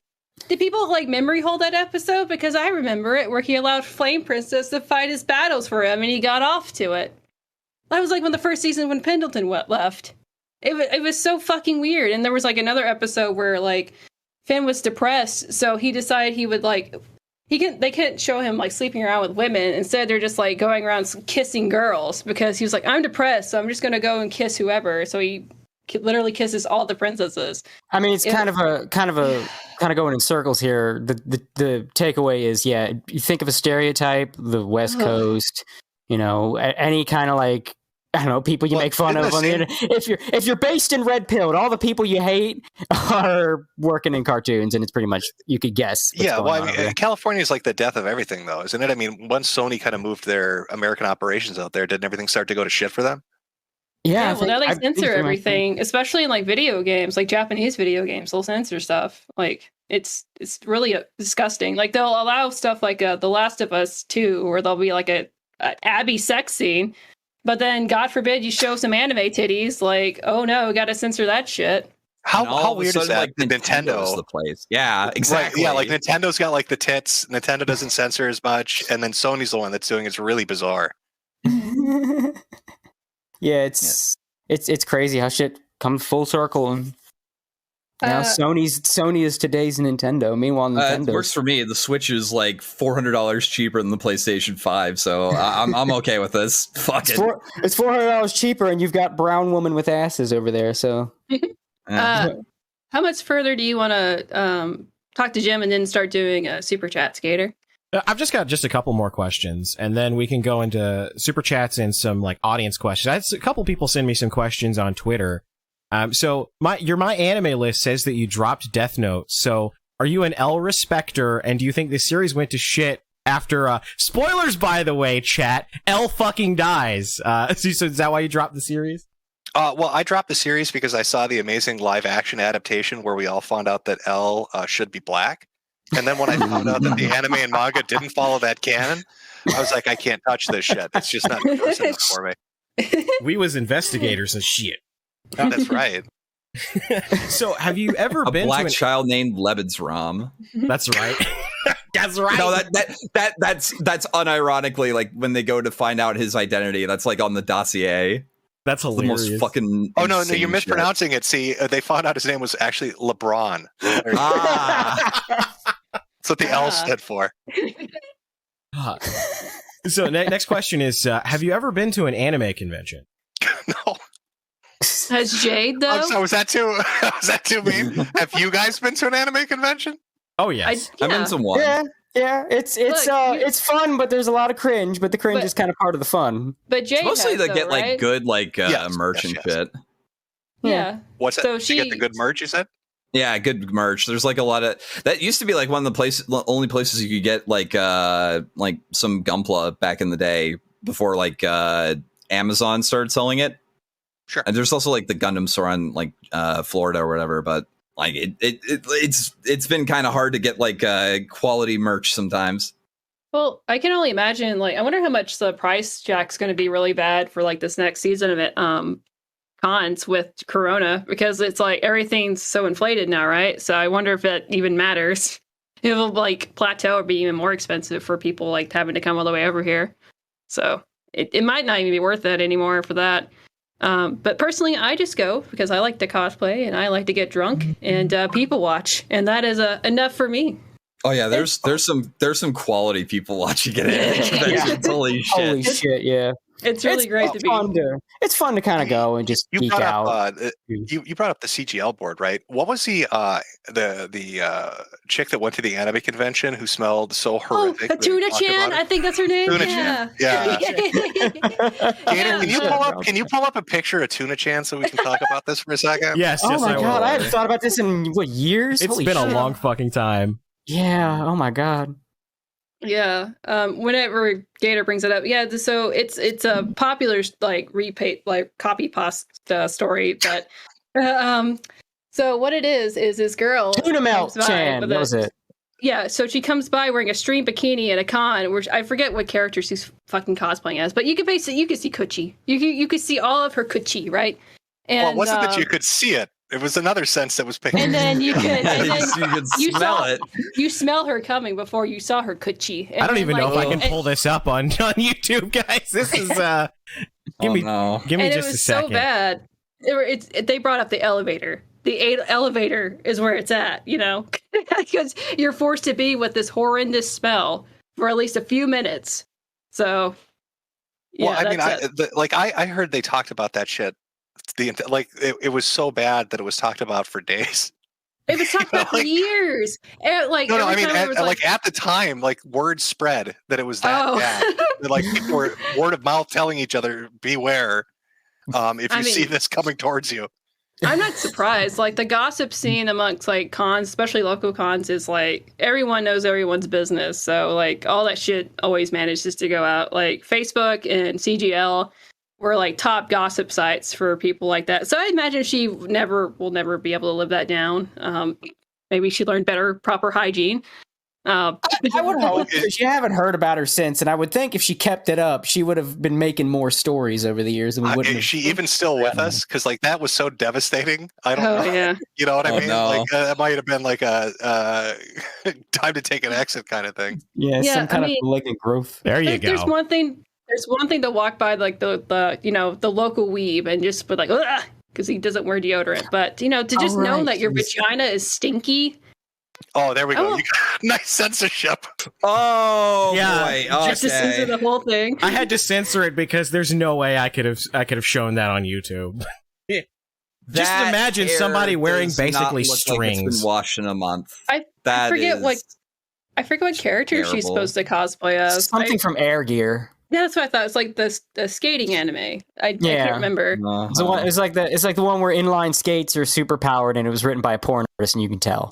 Look, you'll have people you'll have these fucking he, she pronouns and bios, right? Bitch and complain about Akigao faces, right? Being sold on a t-shirt, but then you'll have bitches like this dressed up in cons. I think they complain about that. It really was just like a string. Like there's nothing. The only thing contacting your skin is the fucking wind at this point. Yeah, it's walking around, and the wind is blowing the smell downwind, so that's just making it worse. Probably why you can smell her so bad is she's not wearing anything to block that shit. No, I mean, not literally. Her coochie is out. Like it's full on. Like lips are out, ready to kiss somebody. Like it's It's bad. Gator, smash or pass? What do you think? Definitely pass. Not blonde or Puerto Rican. If you had a clothesline for your nose, smash or pass? I would still pass. I don't know what I'm going to pick up from that. Yeah. I mean, You like, were just- blindfolded and your nose was covered. Smash. Maybe is this smash rape at if that you point? get like 10 minutes with the fire hose. Like, what will but it I take don't to know. smash? Yeah, that's the. 10 minutes with a fire hose. A Yeah. hazmat Gator, suit, final maybe? offer. Final offer, Gator. Your eyes are blindfolded. You've got a clothespin on your nose, and she only speaks Puerto Rican. Oh, well, see, now you've won me over. Now I've won you over. Oh, but poor girl's trying, but she's mid as fuck, and the smell don't help. Well, Like, I even mean, without- I don't think it matters how attractive you are. If you rape my nose, then just that's a definite no. No Yeah, matter I'm saying, how like, hot you even- are. even without the smell, God bless her, she's trying. She does have a no, really kind of man face, unfortunately. Gator, there should be a video of her dancing at the convention up on YouTube. Oh, God. Oh, no. There's pictures. Yes. There's pictures. Oh, I no. just pulled it up on Google. Oh no, Oh, she's no. like in a conga line with people, like grinding up on there. Oh, my No. God. no. Jesus oh, Christ. no. God, if she's grinding up on you, that's like when you go to a relative's house. No, that there's smokes dudes in grinding their up on house. You have to just, her. like, Holy shit. oh God, you have to like wash your clothes immediately when you get home. Oh, that's Oh a my smell you God. can never. It's like getting sprayed with a skunk. You'll have to just Yeah. bathe in tomato paste. Oh, my It's- God. It's, This it's like when you visit. It's like when you visit a relative and they smoke in the house, and just being in their house like sticks that smell on everything that you're wearing. I can only imagine It that's what just she's doing hangs to on people. you. It won't go Yeah. away. Yeah, like you're driving home and it's in the car. I You're wonder what Brillo con padding that your was. skin. Yeah. It was Anime I wanna know- Expo 2010. Oh, it's in California. Oh, extra stinky in the middle of the summer. Ugh. Yeah. Oh, dear Ew. God. Are you trying to find the best way to censor any more pictures to put them up there? Yeah, that's Oh, exactly. there's video of it on YouTube. Like that's what I'm saying. There trying should to be a find her dancing video. dancing. The problem You have is, to- how can you play the video? You know. Well, I mean, it's on. well, Yeah, it- here we go. I found the You video. got it. It's at DM me the link. 5:30 Gator. Yeah, it's at 5:30. You should All be right, able to here we spot it just by eye. Look for everybody falling over and vomiting. That's when you know she's appeared on the scene. Oh no. All right, here we go. This, so you said it's 5:30? 5:30 is when she starts up. Yep. All right, there we go. Oh no. Let's pull this up. Yeah, look at this. On screen is fantastic already. Yeah, I already love this video. This is fantastic. It's Dude, just perfect. It's everything about it's great.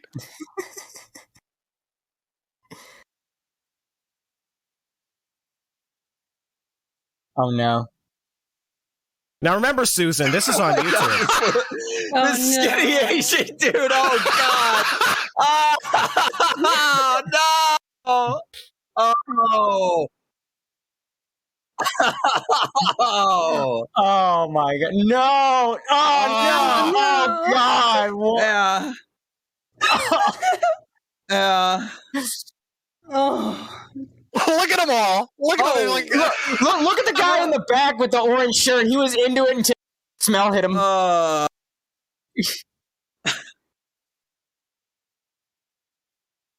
she's taking it off. Oh God. Imagine the smell. Oh god. Oh. The God, I longer can't this video imagine goes, the more convention worried I centers get. don't like these people. Okay, bro, why are you behind her? Oh God, pure cringe. I miss pure cringe era internet. That's the one thing I'll never forget Leafy is here for taking away from me. People think that's the biggest sin against God is to be cringe, but come on.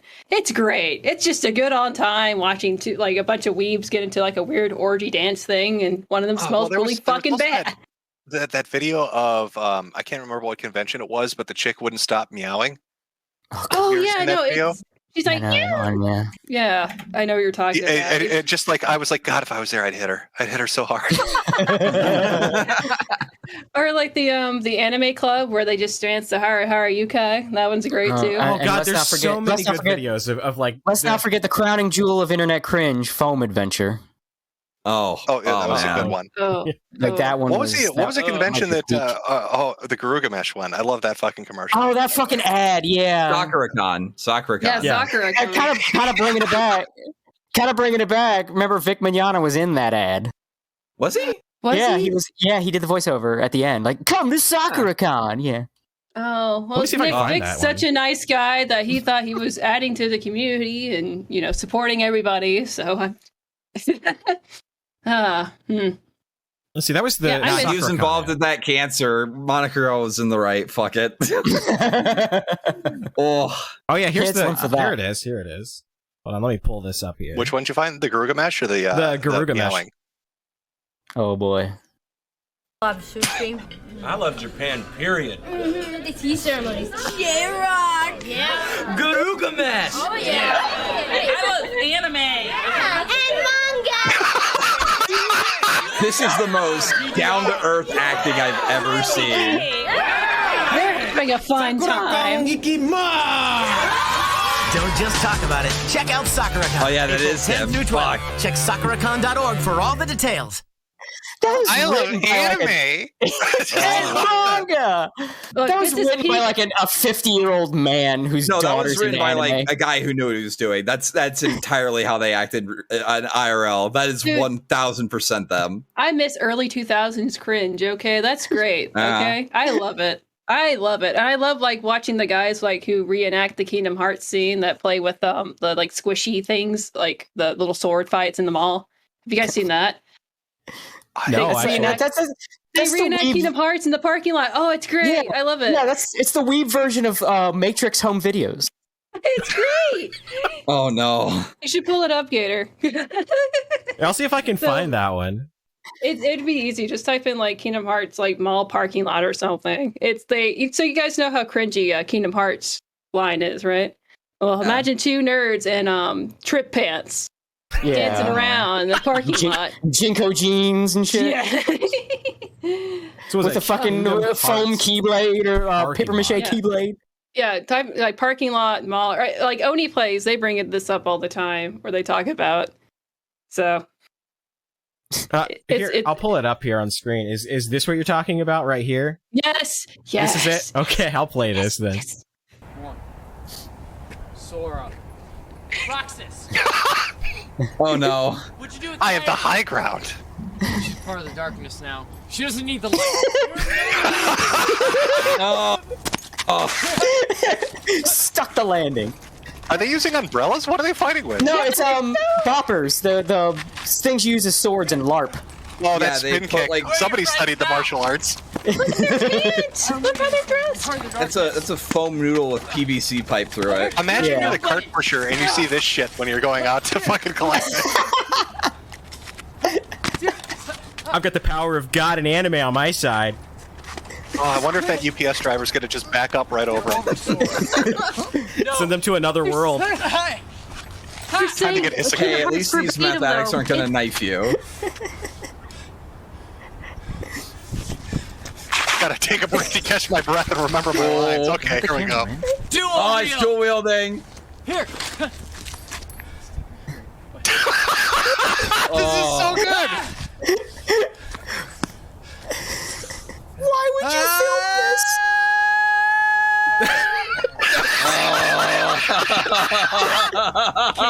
You're part of me. Oh no. Please. Oh no. With the Oh my god, how old are they? Are they in their 20s? Please tell me. They have to be teenagers. I don't know, man. But Like no, you 16 just or have the something. best part, Gator, and we were talking over it, but there's like, whenever he's holding like the two swords right before it, he's like, don't hit the camera, bro. Like when he's like lifting up the two, like right before. Yeah. Oh, Listen look at up. the Naruto run. Oh, and the spin. Everything's Yeah, perfect. he says, don't hit the camera, bro. It's like, don't hit the camera, man. Come on. It's like fucking Mark Wahlberg behind the camera. See, this is the cringe that we've lost. Love the scream. Can't Sound kill you. You're part effect. of Sound me. effect. I didn't put that on my soundboard. Jesus Christ. Oh, that is some good shit. Yeah. You're gonna find this footage interspersed with like prep videos for a school shooting. Like it's along with Randy Stair. Holy shit! Do you think this guy's coworkers know about this? Do you think they send it to him to fuck with him just randomly throughout the week every once in a while? God, I hope so. Like it went it got like millions of views again, like because of like OD plays, they brought it up again. So it's a gold one. It's been around for forever, but every so often it will get like a shit ton of attention. Holy shit! I've never seen that one before. It's like one of the ancient. It's one of the ancient cringe videos. It's great. It's great. Yeah. All right. You just gotta wonder like why, because that's the kind of like when I see shit like that makes it like I don't know, extra funny, extra interesting. Like why did they film that? Why did they post it? What was the date on that? That had to be like that couldn't be like 2010. Yeah, it had to be like right at the height of Kingdom Hearts 2 on. Yeah, well, I mean, it had to be before like social media got really big because they'd be way too embarrassed to post that with like the way Twitter and Facebook and shit are now. It was uploaded December 29th, 2010. I don't know, man, but like that's just like what that old internet used to be like. Whenever when I was younger, when I was 13, I first like got interested in cosplay. I would like look at people like cosplay videos. I'm like, oh, that's super cool. So that's just like what people used to do. They used to just do cringy shit like that, like cosplay. Cosplay. That's just two dudes playing. Yeah, that's so much like the. Have you ever seen the Mortal Kombat version of that? No. Oh, holy shit! Let me see if I can find the name of it. It's the same time period too. Maybe 2010s. There's some kind of like medic thing going on where people are retarded. I don't know. Just try Mortal Kombat nerd fight. That should bring it up. Two gay nerds fighting? Yeah. Oh my god, can I find this? I can't think of the name. Now I'm getting nothing but fucking Mortal Kombat movie clips. Sorry. Yeah.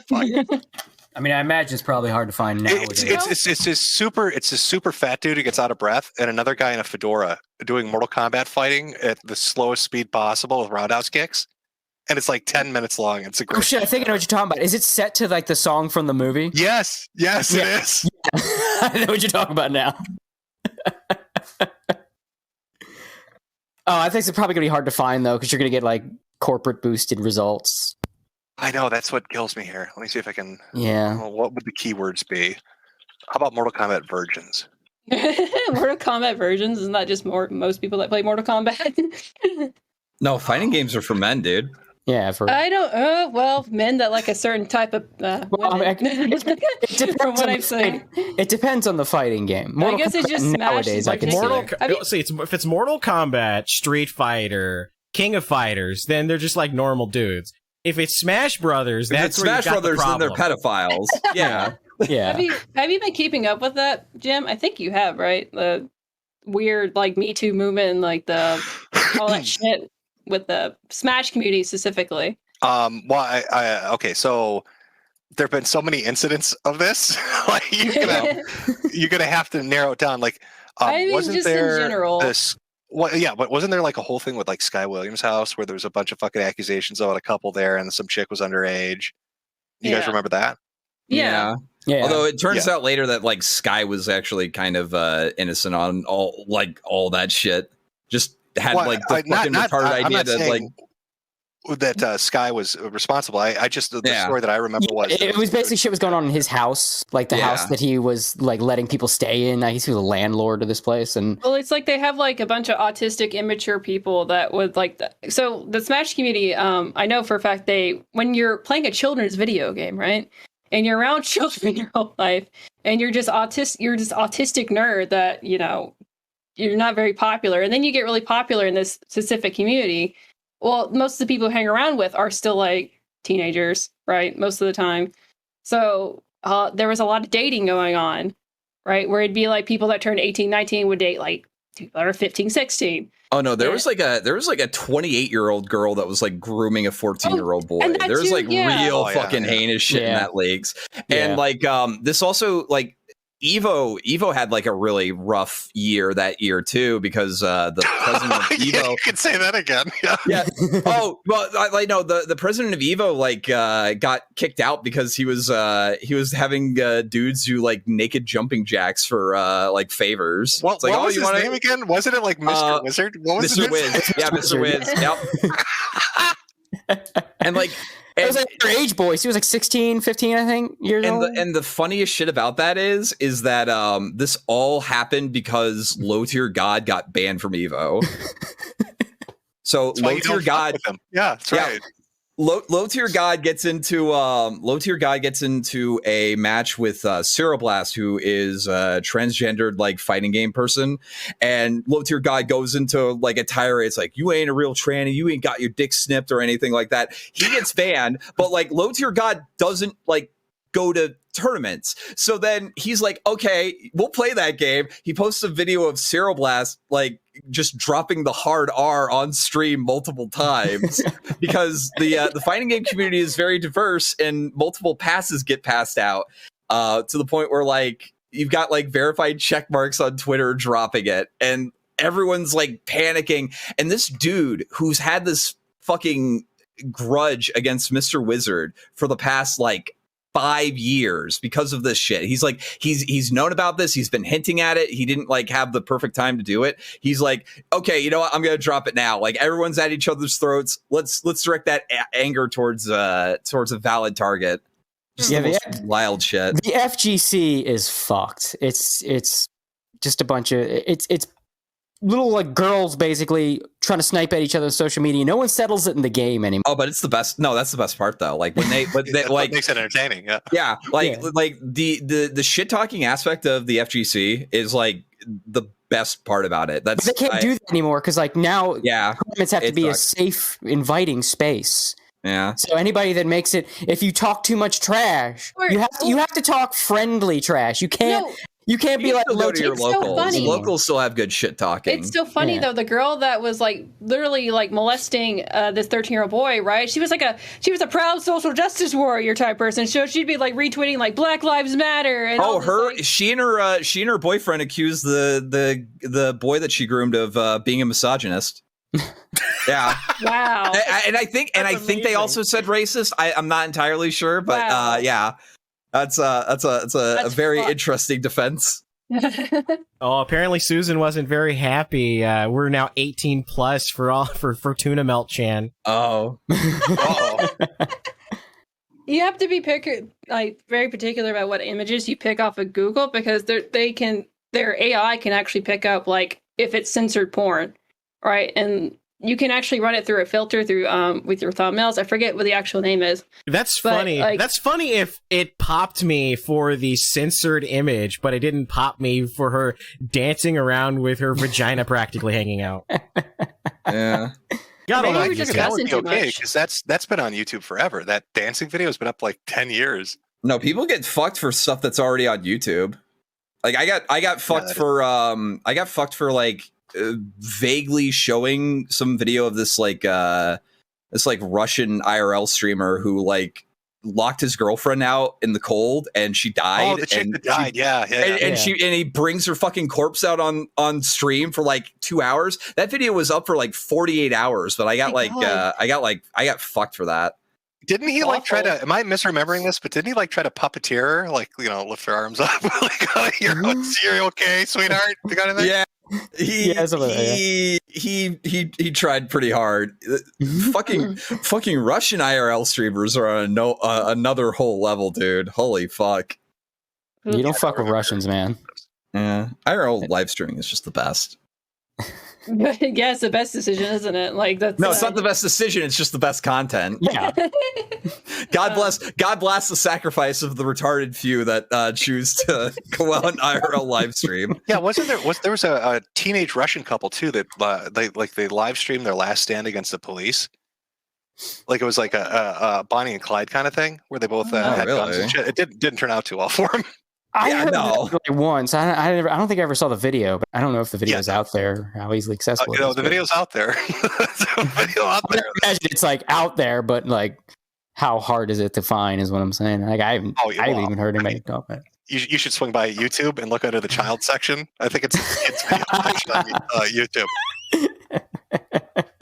We get some Elsa butt pregnant shit on YouTube. Yeah. I can't wait to see the results of the generation raised on that shit.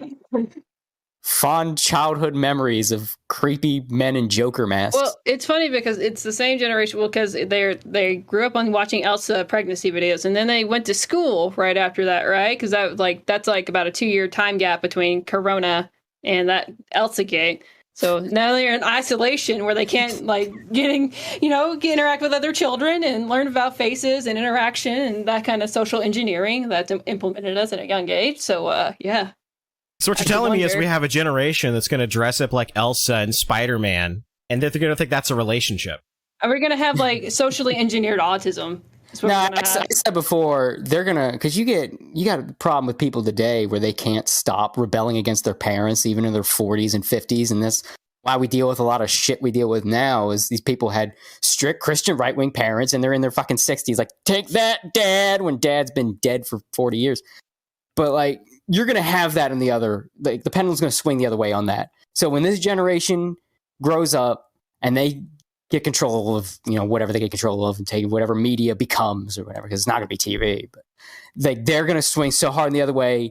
It's going to get to the point where we're going to get sick of everything being made to offend people, because that's what it's going to be, because everyone's going to be still warring with their left-wing parents in their head into their 50s and 60s. And it's just going to be like decades of like everything being try-hard, edgy, offensive. I guarantee it. But see, there's going to be that little sweet spot in there where all of the lefties are offended as fuck, and we're just having the greatest time of our lives, just laughing as they get mad. Yeah. And then just enjoy while we have it, because like I said, the pendulum's going to swing the other way. It's going to get old. It's going to be fun at first, and then it's going to get old, and we're in like years of like everything's just slurs in the title. It's like, oh God, great. it sounds like heaven. God, please let that happen now. I'm telling you, it's what's going to happen. I'll put money on it. Because this is a dance we've seen dance for decades and decades. It's just going to happen again. Oh, like they're trying so hard to tell kids what to think, but all it's going to do is just make them snap back. Same thing that happened with all the Christian parents taking their kids to church every day, and they got mad and they became edgy atheists because they're mad they had to get up early every week. It's going to be the same shit. It's just going to be harder. Like it's going to snap back hard, and it's going to be great. Like I said, it's going to be great at first, and then after a while, it's going to be like, all right, we've been doing this for 30 years. Can we move on? No, we can't. So, were there any other Twitter questions, Gator? Yep, I've got a couple here. Let's see. This one is from Sick Guy on Twitter. He said, "Have you watched G Gundam, Jim? And if so, what do you think of it?" I think we kind of covered this a little bit. Yeah, we kind of covered it. I'm working my way through Wing right now. That'll probably be the next one. Double O was pretty good too. Yeah, Double O's awesome. I'm a fan of Zeta as well. Yeah, there's Zeta's really good. So yeah, this is Jay Dryas on Twitter. He says, "I know the Boomer Groomer only watches OSW, but ask what anime YouTubers does he watch? Also ask if he has read Berserk's latest chapter." Oh no, AniTubers. Oh no. Oh Lord. Have I read Berserk's latest chapter? No, I haven't read Berserk's latest chapter. Like, the chapter the chapter he put out and then made not canon kind of fucked the story up for me. Yeah. Because you can't unsee that, right? It's like your explanation of the universe and what the fuck is going on. As far as you were asking me who I watch on YouTube? Anime YouTubers specifically. I didn't think that you watched really any anime YouTubers. Yeah, any anime personalities or taste setters that you like. Let me pull up my subscriptions and I'll see if any name pops out. I watch a lot of crime shit, to be honest with you. True crime? Yeah. The shit that's been going on with JCS is fucked up. Dude, yeah. I mean, hell, if that pushes JCS to alternate video platforms, that's going to blow whatever he moves to up. Like, huge. Oh, yeah. Yeah, the criminal psychology videos are really good. Yeah. Mm-hmm. Yeah, that's good shit. But to what you said about the Berserk thing, that chapter is canon. He just removed it from volumes because he thought it gave away too much all at once. Like, he didn't remove that from the story. He just thought that was too much of an info dump. Well, yeah, it was. Like, it was like yeah. Yeah. Mm-hmm. I'm not really seeing it. It's mostly like true crime shit. I think that stuff, that kind of stuff.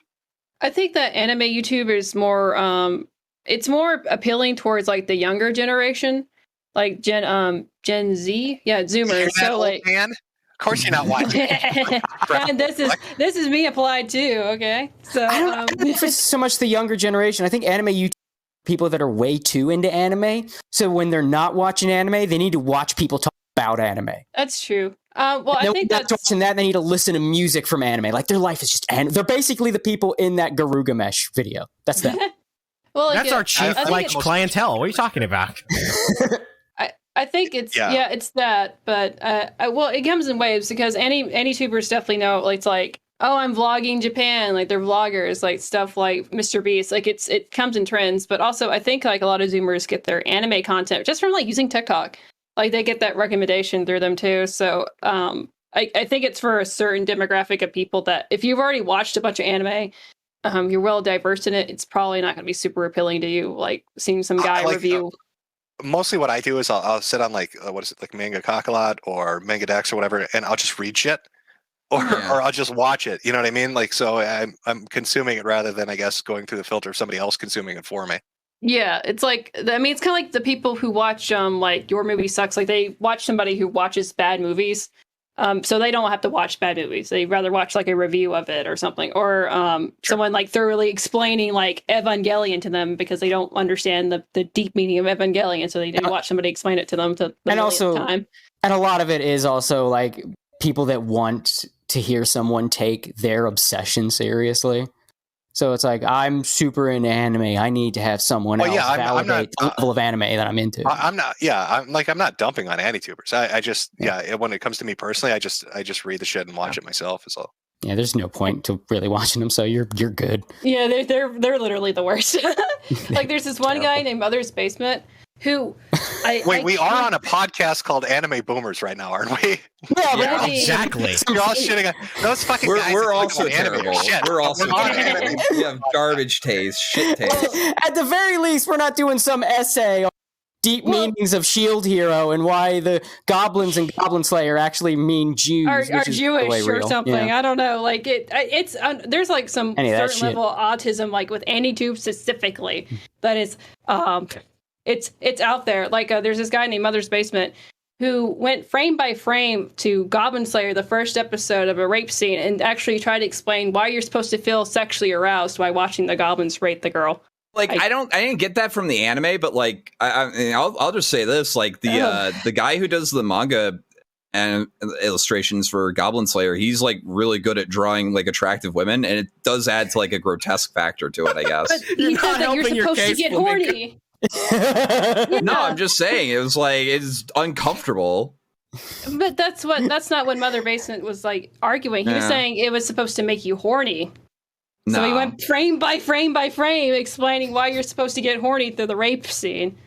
And it was like, and this was all because he was like saying how Goblin Slayer was problematic because it had a rape scene and we can't have anything. I would have just argued that a rape scene was just, for world building, so you understand what's going on in the universe. Why these goblins need to have their brains bashed in. Once again, you're getting distracted by culture war shit, and you're burying the fucking lead here. The funny part of that video, which was this guy makes a serious fucking case of why the goblins are supposed to represent Jews. There was some people that like tried to say it was anti-Semitism. Yeah, was it them or I never got the feeling. I never got the feeling that the goblins were Jews. I don't know where you pulled that one from. It was either him or Mother's Basement or Pedantic Romantic. So, but they'll do the whole, like, some of them will also do like the whole Lindsay Ellis shit where they'll like be like, they'll try to look at things, like frame things in like a very like progressive manner when it's about fucking anime. Like it's like super autism over there. I mean, I know it's pretty autistic over here, but like they try to like frame things like more problematic and more like the Neuralities video. Yeah, they're just trying to be smart boys. Like I'm not a nerd. I am examining cultural impact of entertainment media. It's people that try to be like psychology majors, but they failed, so they become fucking AniTubers. Like it's that kind of demographic of people. What is the true meaning of... I'm just going over the list right now. Like, so how burned down is Gator's channel going to be? So we had Smelly Vaginas. Talks about Jews, apparently. An anime about don't forget the space stand-ins for them. All the rape. Killing and rape. Yep. Yeah, rape. We're really hitting the fucking high points here. I'm going to have to buy... groomers, I'm going to buy a lot of Franzia to fix this one, guys. Oh, boy. That's going to cost a lot. All those super chats, which I'm going to start reading right now. Susan's worth it. She's a good gal. She loves us here. Classy lady. Classy lady. Are we hitting the super chats now? Let's hear those super chats. Yes. See, Decaf Geek for $9.99 says, Jim, Voltron, Robotech, Star Blazers. Cheers from another anime boomer, guys. Again, is that a statement or a question? That's a list of shows. I guess what do you think of I'll stop Robotech? that. Robotech's good. Voltron's good. What was the other one? Star Blazers? Star Blazers, yeah. I'm drawing a blank on that. Let me look this up. I think that was Space Battleship Yamato. I think that's the English title for it. Ah. Well, that's one of the ones they hotwired into being Robotech. Like Robotech's like 3 shows. Oh, Yeah. yep. You're right, Gator. Yep. Yeah, all good choices. Are you asking me to pick one? Is that what he wants? I guess. I don't know. He's just recommending them. I don't know. Validate his tastes.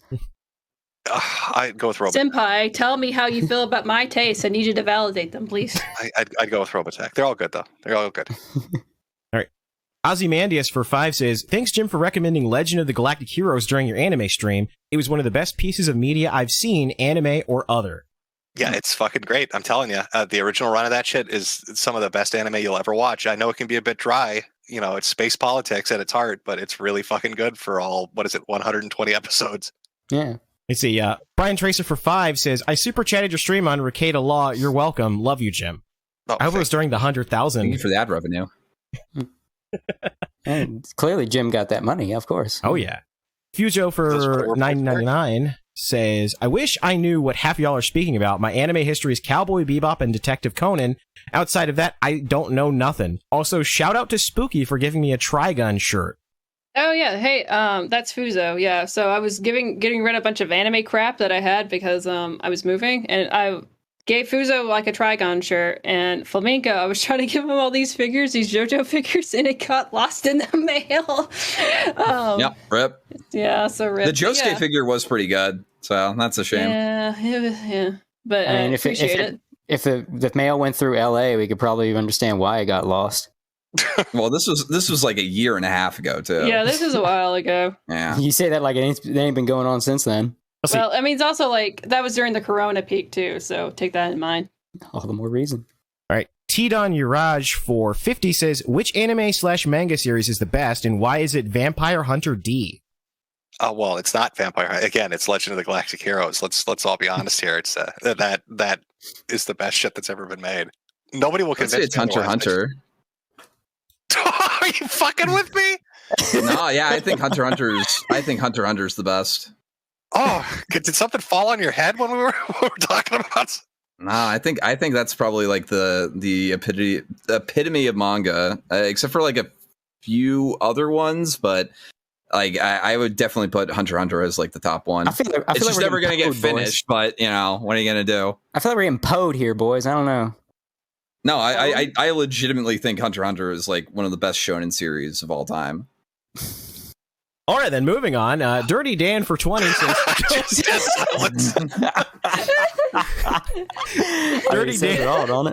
Dirty Dan for 20 says, don't forget that Rial and Marky did a podcast about the case earlier this month. Did they really? Wow. Oh. No one. I didn't know about it. Yeah. So no one watched Why it. do you think you didn't know about it? Don't watch it. Yeah, don't support them. No one's listening to that shit. All right, this is Their Nephilim. careers basically exist because they have friends in the industry. They're fan-wise, they're dead. Let's see. Nephilim for $1.99 says, discuss AMC High Dive buyout. Will this counter Funimation? Oh, High Dive is really good.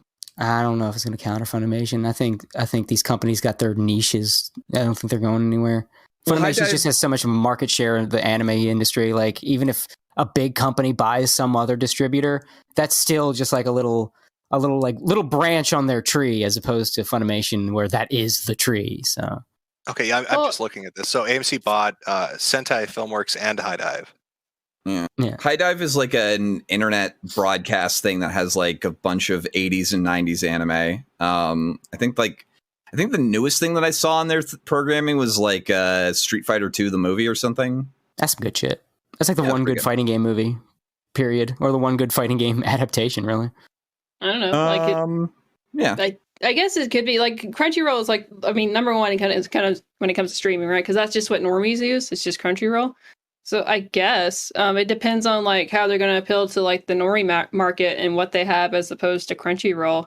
Because I mean So it just like, how are you going to get normies to come over to High Dive? Like, how are you going to promote it? Like, what's going to be so appealing that's so different that's going to knock Crunchyroll off the the top of the mountain? So they could start by having their service work. Yeah, literally any service that has a functioning interface could probably dethrone Crunchyroll. Yeah. Well, they make it work. Did They you should make it cheaper. I mean, like Gundam Official uploads like fucking just all sorts of free shit on their YouTube channel of like past Gundam series or whatever, and they do like fucking amazing. So do they? Pretty good. I don't know. Yeah. Oh yeah, they put G Gundam for free up on YouTube, I believe. Wing and Zeta and just all sorts of shit. Yeah. So see that you didn't have to buy the like $120 Blu-ray edition of Gundam Wing. You could have just watched it for free. Well, this is in standard def though too. That's true. Yeah. That's how they get you. Mm-hmm.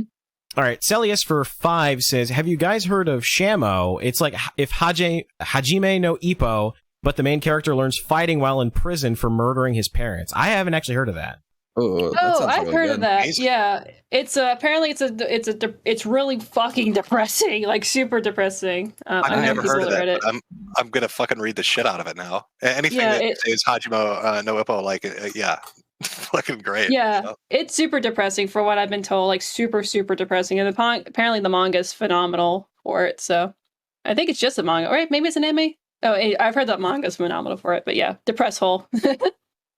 All right, Go Balloon for 5 says, best oh the best, Shinsekai Yori, Kaiji, Akagi, Gantz, Paranoia Agent, Inuyashiki, Elfin Lead, Monster, and Death Note. What?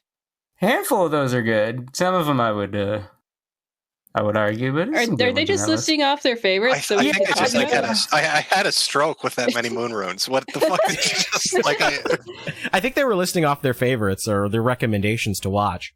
Again, it's just validate them, Daddy Jim. Tell them they have good Kaji taste. was really good. Kaji was really good.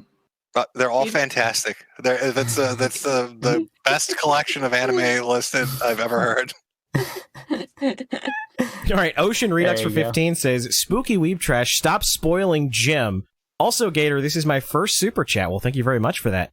Says, Jim, please read Shut Hell. It's a reverse isekai, and also Flamenco is a pup in a cup. Let's see, Shut Hell is the name of it? That's what they said. Shut Hell. Never heard of it. Just writing them down. I will literally read all of these. I've read through so much shit. It's all blended together into one fucking giant story that I can't sort out anymore. So more characters for it. I see a chick with a giant chick, actually. Eagle riding some like kid in a cloak, and there's like demon looking shit. Okay, it seems pretty interesting. Shut Hell. I'm gonna write that down too. I'm gonna read that too. Let's see. Next one is. I'm just opening these all up in tabs. I'm going to read them after the stream. So, all right. Ocean Redux again for 5 says, watch Ghost Stories dub. The cast failed and the responsibility was given to the English cast, and we ended up with Hortlers, no cap.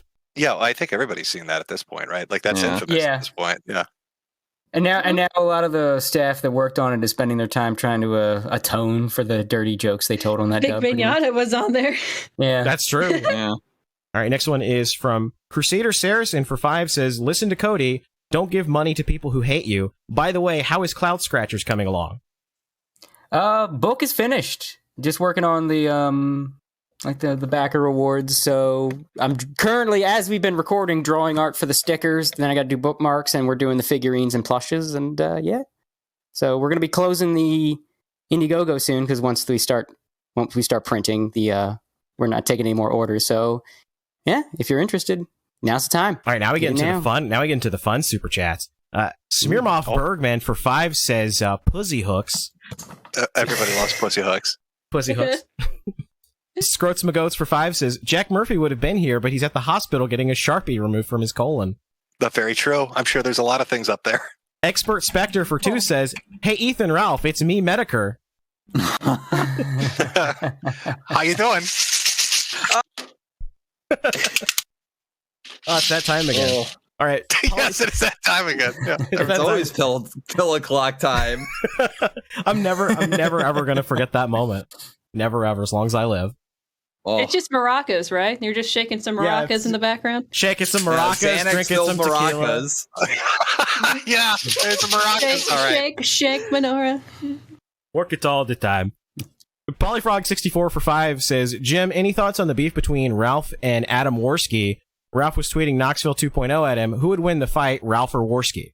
Okay. Well, I am familiar with this happening recently because Flamenco did a stream with Andy Worski, didn't you? Yeah, Andy popped on for like 30 minutes and yeah. And lit Ralph on fire, would you say? Yeah, he completely fucking tossed Ralph under the bus. And he said that he will fight out Ralph, but Ralph has to pony up $25K for the prize pool. Yeah, it's a lot of cash. But he did say PPP would fight for free. And that is true. The People's Champion, PPP. Now, Gator, what's your take on this? I'm more interested in that since we have such an uncomfortable question. What is your thought on the beef between Ethan, Ralph, and Andy Worski? In general, I think beef between all these people is completely unnecessary. And it's unfortunate that it's like people that I both like and respect that always are at each other's throats. I'm just going to stay out of this one and let them have fun with each other. Listen to how diplomatic he is. Well, you kind of have Gator, to be blink because twice if you're being held hostage right now. Thank God I'm not, but you have to kind of be diplomatic with like gay internet beefs because it's like every other week something like two people that you're friends with like fucking hate each other.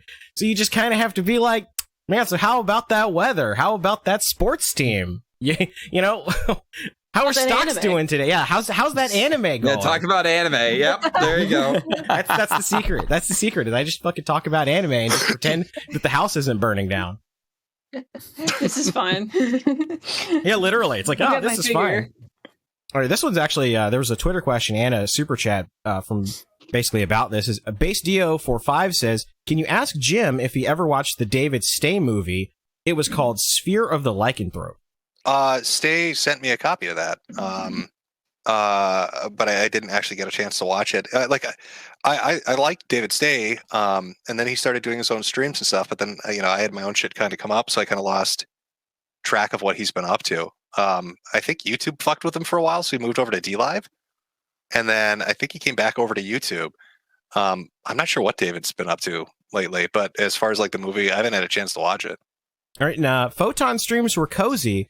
Do you plan on doing streams like that again with Odyssey, Cozy TV, or any of the other alternatives? I don't know how well Cozy TV is going to do. I think, was it Right Wing Watch started fucking putting them in their sites? Like yesterday, They started, yesterday they had a bunch of stuff up about it, talking about it, and I read through like the replies, and a lot of them were like, who's their host? Where do we find them? That kind of shit. So I think they're going to work out. Do you have any plans on having David Stay back on stream in the future? I'm not opposed to it, but like I don't have any plans for like any streams in the short term. No, I don't have any plans for anything. But yeah, I wouldn't be opposed to it.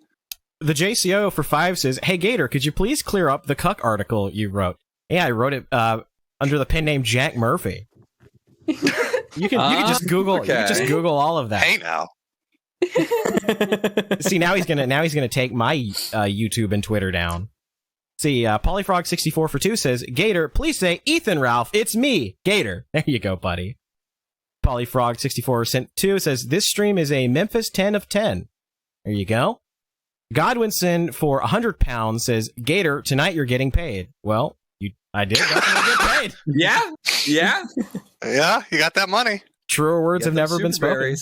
Let's see. Polyfrog64 for 5 says, Gator, set yourself free and become like Jim. Drop the guard. I think he meant Gunt.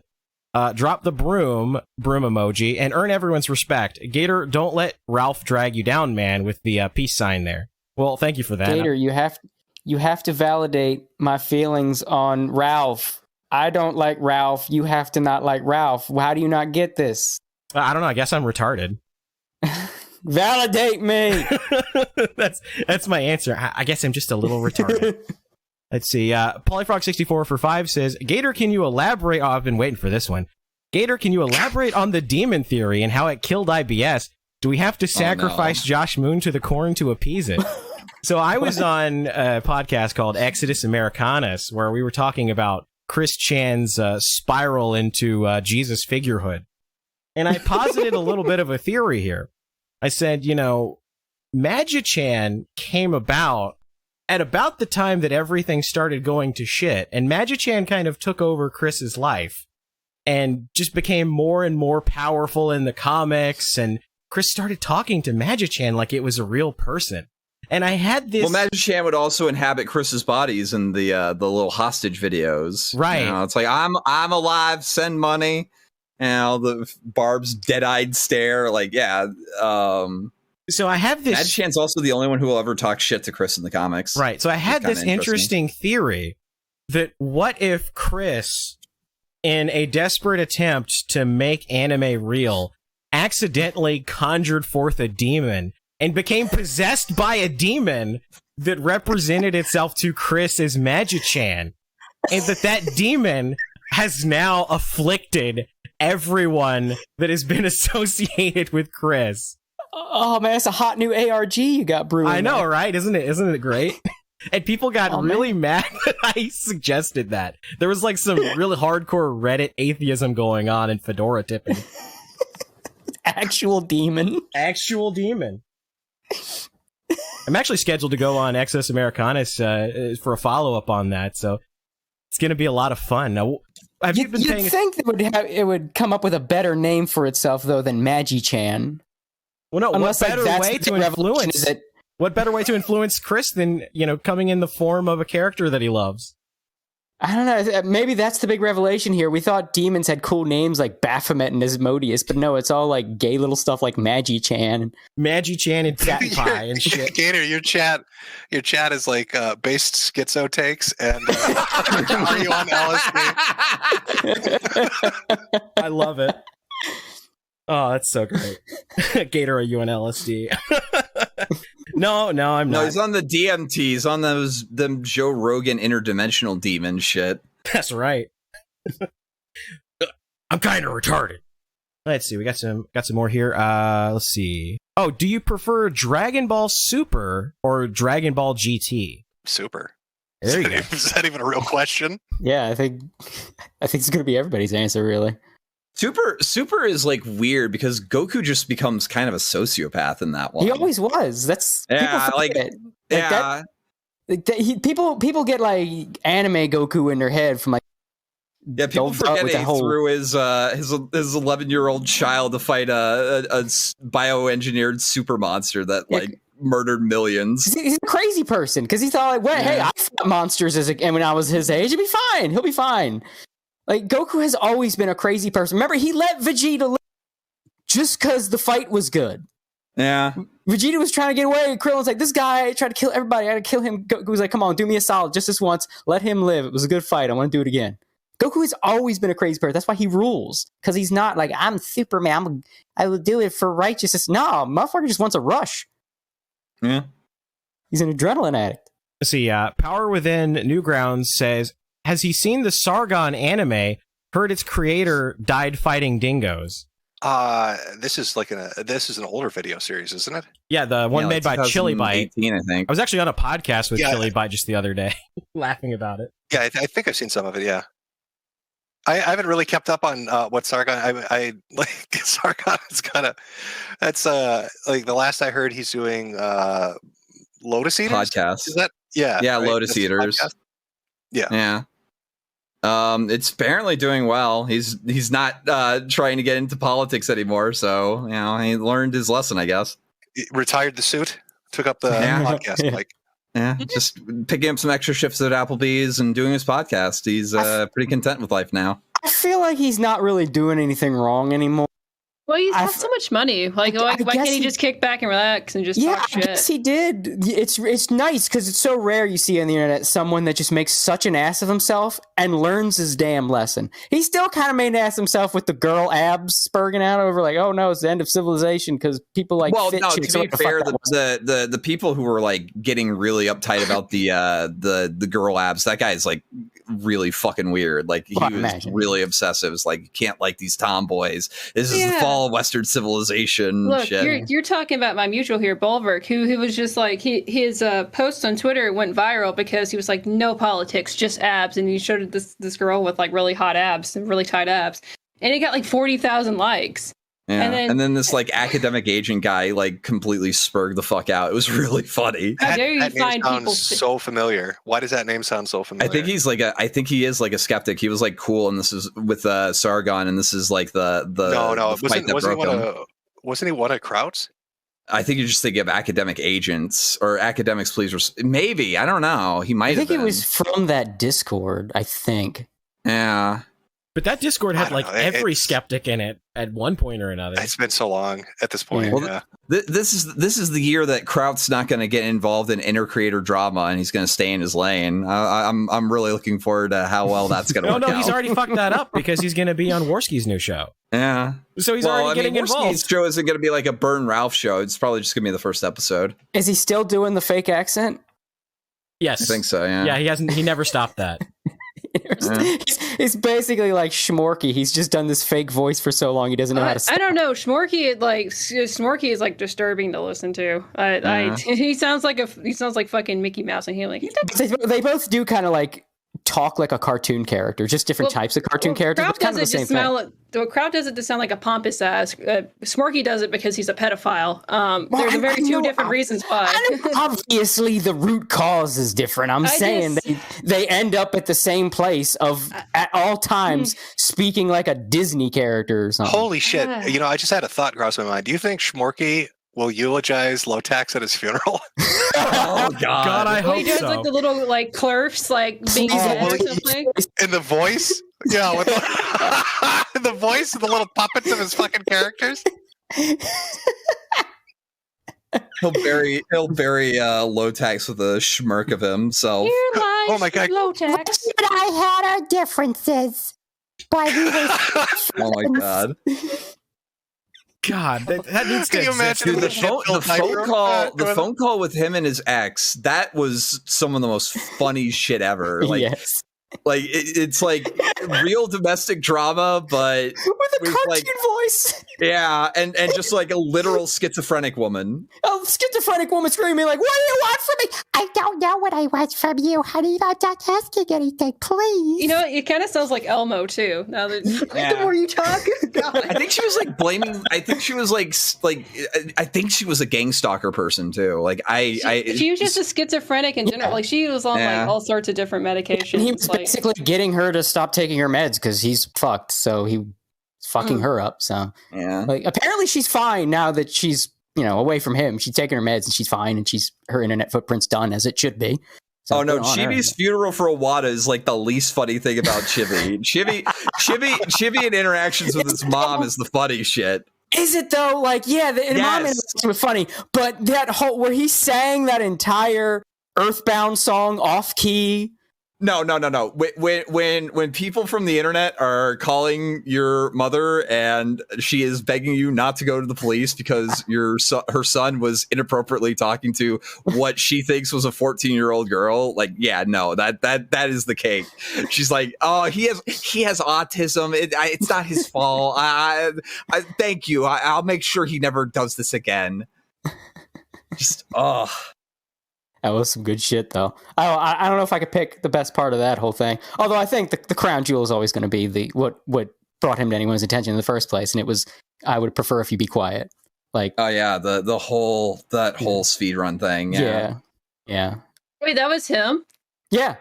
Oh, That's how people found out about it in the first place. Yeah.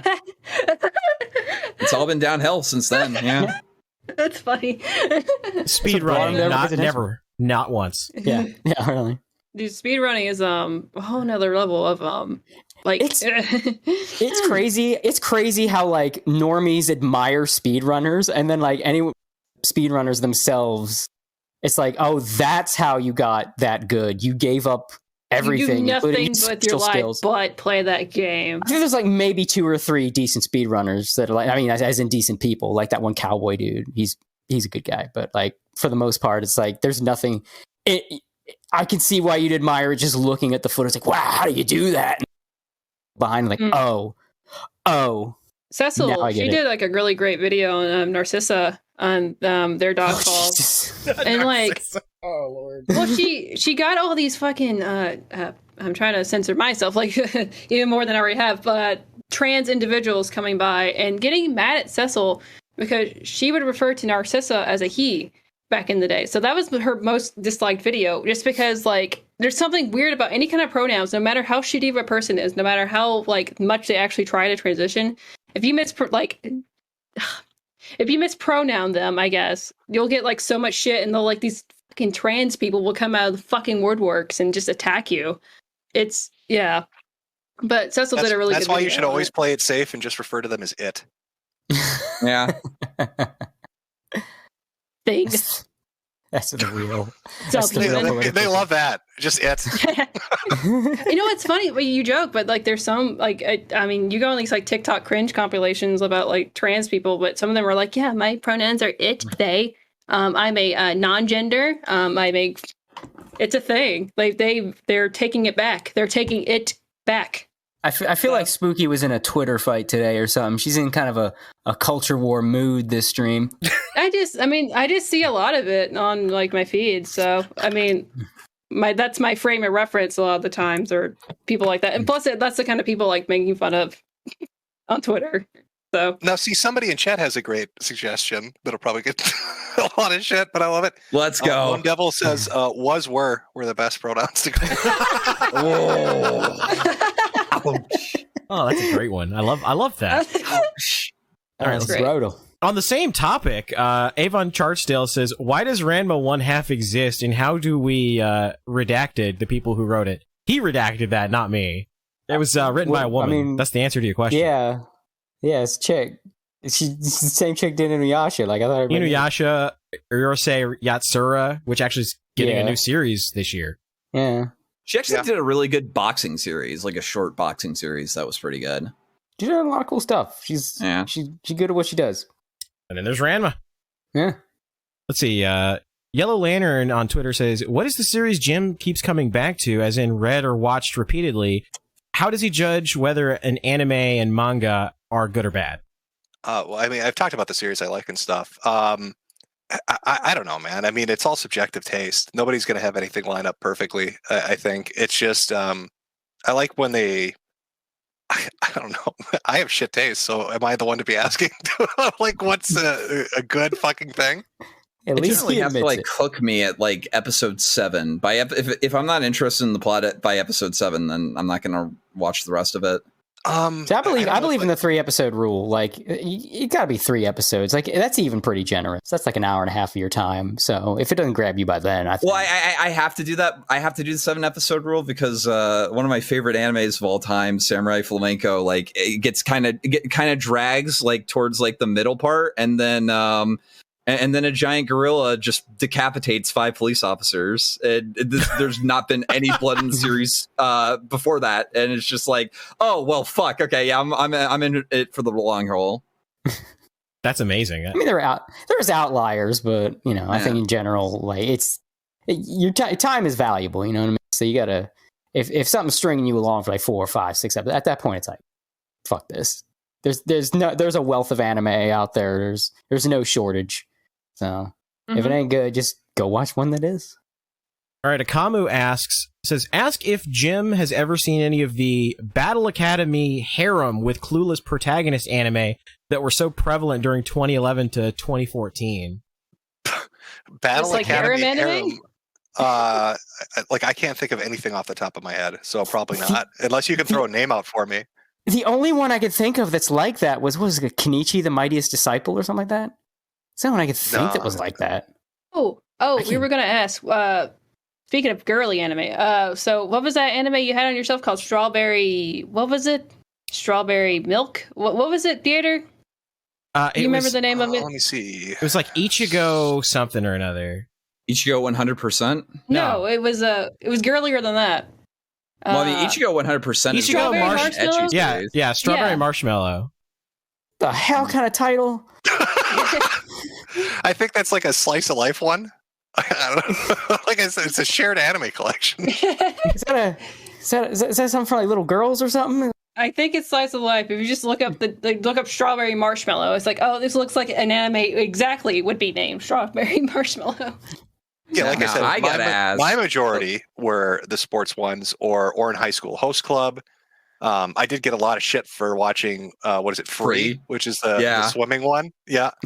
But people are like, oh, that's a gay anime, Jim. Why would you watch a gay anime? It's the straightest anime, actually. Thank you very much. Speaking of gay animes, the one I like that's recent that is literally a guy fucking another guy's soul is what is it? Through the Tricolored Window or something like that? Let me see if I can find the fucking name of this. Oh, that was like the paranormal one, right? Well, that sounds like it's gay. Like that's got kind of title. The night beyond the tri-cornered window, and it literally is a dude soul raping another guy and enslaving him, and it's fucking fantastic. It's just the weirdest shit you'll ever watch. That's bizarre. Let's see. Space Noid Jess says Fetty or Zeke. You weird fuck. So Fetty or Zeke? So Federation or Zeon? Zeon, obviously. Obviously. We're crashing. They definitely have the coolest suits. We're crashing this colony with no survivors. Have you heard of a man named Adolf Hitler? Remind me a lot. Oh my, yeah, that sequence from the dub is just the most funny shit ever. And his response is great too. I've never heard of him, but this Adolf Hitler man. Yeah. Let me read some more of his books. Do you have any book recommendations? Does he have any anime recommendation? Yeah, it's just Saga of Tanya the Evil. Have you seen that, Jim?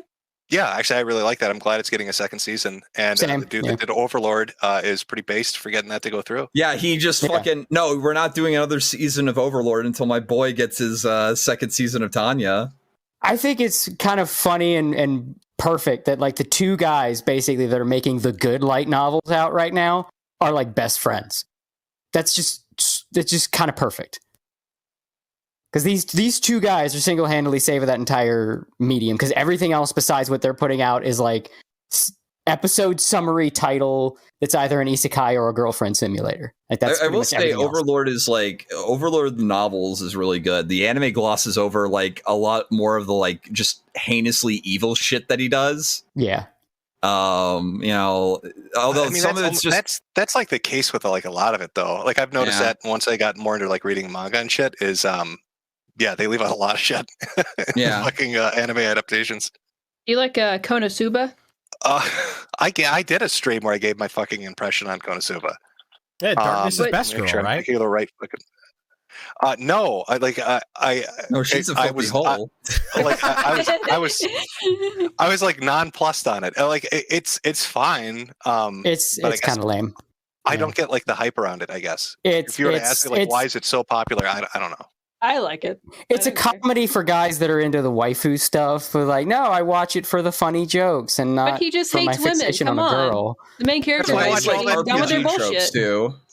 Yeah, you're asking the guy that watches Free and Through the Tricolored fucking Window of Soul Rape what he thinks of the waifu animes. So Yeah, but did you like Free though?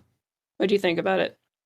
I thought it was. Honestly. I thought it was good. I like sports shit. Like any, I'm trying to like build up a collection, like fucking volleyball, basketball, fucking diving. I've even got what is it, Yomusha pedal. I try to like find older like baseball ones and shit, but those are like really hard to find. Mm-hmm. Ice Shield 21 was pretty good too. Yeah, the sports. It's always the same story, right? It's the same fucking story regardless of the sport. But I just like that shit. It's always I'm gonna get into sports and then overcome my obstacles. And it's the same fucking story told over and over. It's like, just like as a guy, really. Well, because you know the sport too. Like it's a little bit more relatable, I guess. Yeah, except when it gets like the details of like the finer points of the sport or whatever. Yeah, it usually is like the same story, but that's kind of the problem with anime today. Is that I guess it's the fear because the studios aren't doing too great right now. Everything has to have a return on investment, so everything's a formula now. It's almost like anime is a solved game. Yeah, you don't get the crazy premises and concepts that you got like in the 80s, 90s, and early 2000s. Like it's going to be like you're not going to get a fantasy anymore. It's going to be an isekai. It's going to be some guy from Japan ends up coming to this fantasy world and he's the best shit ever. It's going to be the sports star with this. There's going to be a bit of a shift with that. Like I think like a lot of the Korean shit is really focused on the whole idea of like a gamified system. So rather than getting transported to another world, like solo leveling and shit like that, your world gets fucked up. Or omnipresent reader's viewpoint, I think it is another one that's kind of like that. I'm also kind of bummed solo leveling's done. Shit, like that what are you gonna do? Yeah, or sometimes you get into something that looks really cool and new, and then it blindsides you with something effing awful. Like it'll either go in some I've hackney got the direction. fucking perfect example of that. Is it Afuentes or what? Do you know? Oh, how do Ari I pronounce it? Fuertes. Ari It Fuentes, yeah. sounds vaguely familiar. I think I know what you're talking about. Yeah. Oh, The okay. alchemist gets Starts like off- thrown off the bridge at the very start. Yeah. Of the anime. Yeah, it totally pissed me the fuck off. So I get into this and I think, oh, this is going to be good, right? Like this is going to be a revenge shit. Like they throw his ass into this bottomless pit, and this motherfucker's crawling around with his arm ripped off, pissed off, and he's going to get out of this place and he's going to fucking murder everyone. And then he comes across like the lolly vampire, I'm not 8 years old, I'm 500, Oh, whatever. shit, yeah. But she wants to kill everyone too. So I'm like, okay, yeah, I can cope with it. They're going to murder everyone. This is what the setup is. But the second they get out of the dungeon, here comes a big-titted rabbit girl, and suddenly he's making motorcycles out of rocks, and I'm like, fuck it, it's just ruined. It's Yeah. just gone. It was going to be like this great setup of fucking I'm going to murder people, and now it's just I'm going to build a harem, and we're all best buddies shit. And I fucking It had the setup to be better than Shield Hero and just immediately disappoint you. Oh, I got one for you too. I got one for you. Have you ever heard of Man, the Key of Fate or something like that? You cut out for a second. Say that again.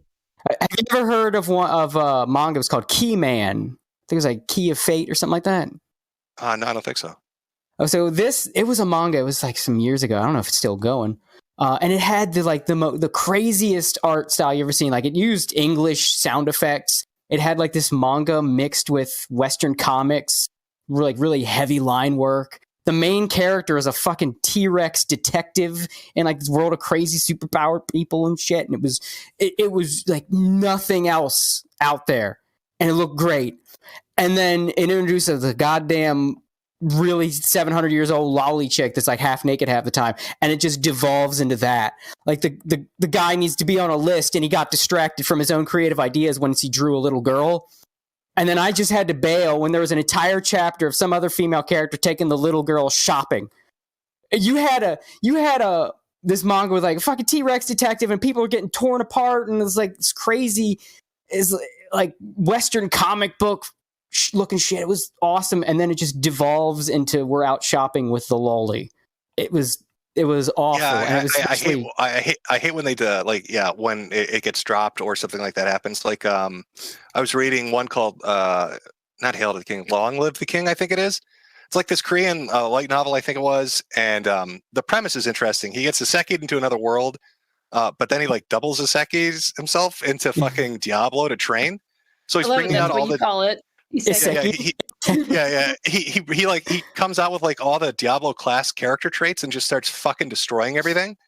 And it was really good. And then they just dropped it. And I'm like, why the fuck did they drop it? They're like 100 chapters into it. And I'm reading up on it, and it turns out the people that drew the manga version or the webtoon version changed all the characters to chicks. Like in the original light novel, it was just dudes and it was more violent. But the people that drew it made them all big-titted chicks, and like, it was all slutty shit. And I'm guessing the guy that did the the light novel maybe didn't like that, so they're like, that's dead. Are you trying to say waifu bait ruins anime? In Yeah, this 'cause it case, does. I think it might have fucked it up a little bit. Yeah, because everybody was a female. It was him, and then nothing but women. And I'm like, okay, well, whatever. I guess that's the way we're going with it. But turns out that's not the way he wanted it. Mm-hmm. I feel like that's a lot of anime nowadays, where it's like, okay, we have to rely on these horny Japanese men to, drive up the sales, right? So, there's one thing to add like beautiful women to like a nice story, but like when it divulges to nothing but like women and them talking to the main character about literally nothing, and it's just them like having crushes on main character, and it's like, I thought this was like a military story about saving like the world. Like what happened with this? And then that's why you got all these girlfriend simulators. Like that's this like whole new genre of like we'll focus on this girl who for whatever goddamn reason is fixated on the tabula rasa main character that it's like you can pretend you're him. And like that's the focus. That's the show. We'll call it a rom-com, but there's no com here. It's just pick whatever girl you want to pretend to date. What's your taste? You want to be bullied? Do you want to have like a bro, or do you want her to be like vulnerable so you could date her? What flavor of pretend girlfriend do you want? And that's like half the anime is out now.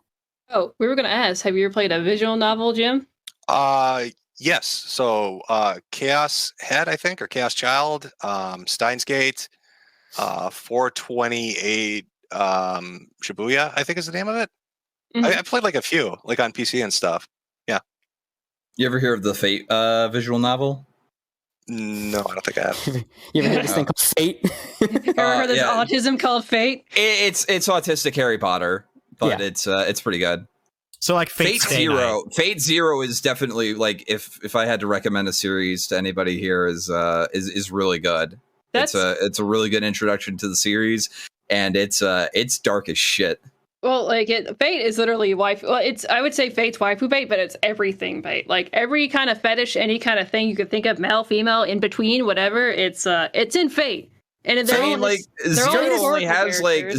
has Artoria. That's pretty much it. Like all the rest is just like fucking bros doing awesome shit, you know. And a little girl getting mass raped by rape worms. I mean, you know, there's that, but like it's not really central to the plot.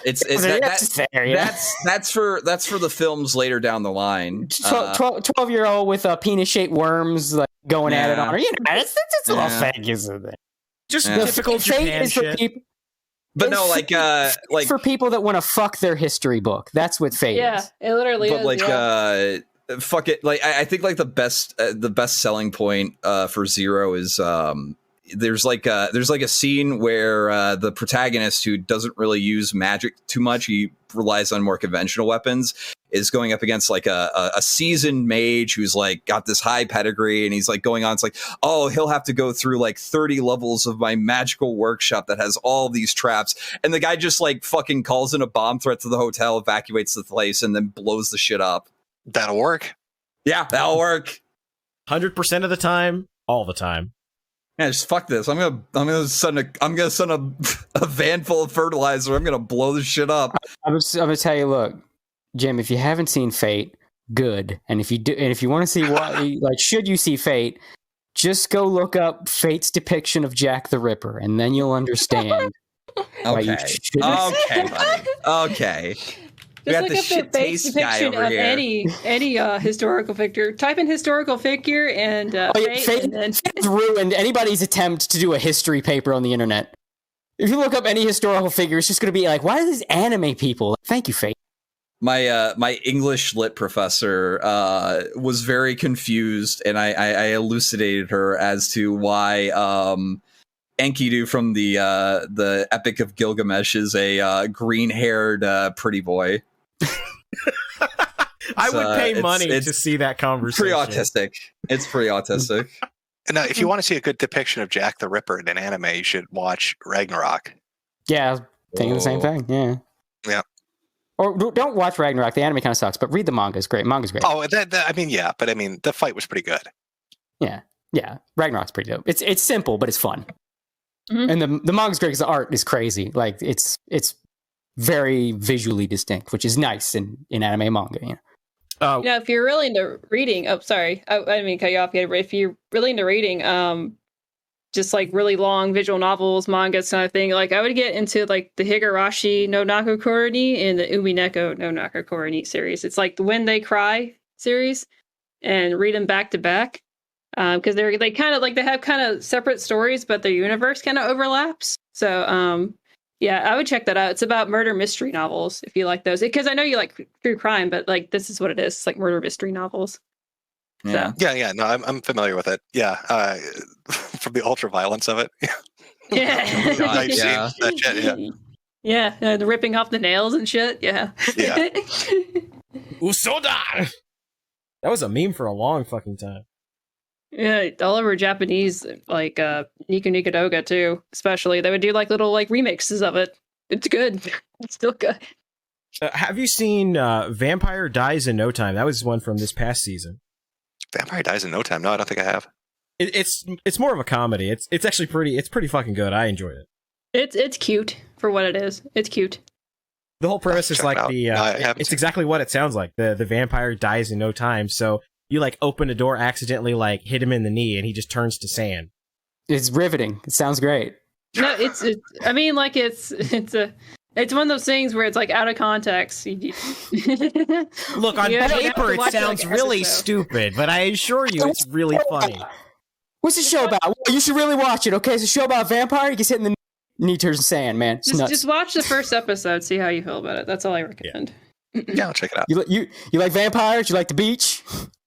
It's a show for you. I think they do have a beach episode though, They do actually. where they get. But it's like where they Every get- fucking anime has a beach episode. Every fucking anime has a swimsuit episode. Yeah, it's fucking Where they become, required. like, but they zombies? play it up to like 1,000 because the whole point is like there's a vampire and his power is to make everyone wear bikinis.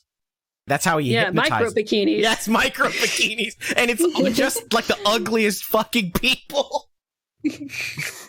Oh, it's great. Uh-huh. It's great. Oh, have you watched To Your Eternity? That's another one that was suggested. 2 Year Eternity. No, I don't think I've seen that one either. Yeah, let's see here. Yeah, that one was from I think 2 seasons ago. It was running along the same time as Vivi, I think. No, I haven't seen this one. I'm up for any recommendations, so yeah, I'll check it out and see if it's good. This one was actually from Zidane on Twitter. Ranking of Kings. I don't know if you've seen that one or not. No, I've seen a little bit of it. Yeah, everybody keeps talking about how great it is. Your chat's been talking about it for like 20 minutes now. Yeah. Breaking up Ranking of Kings.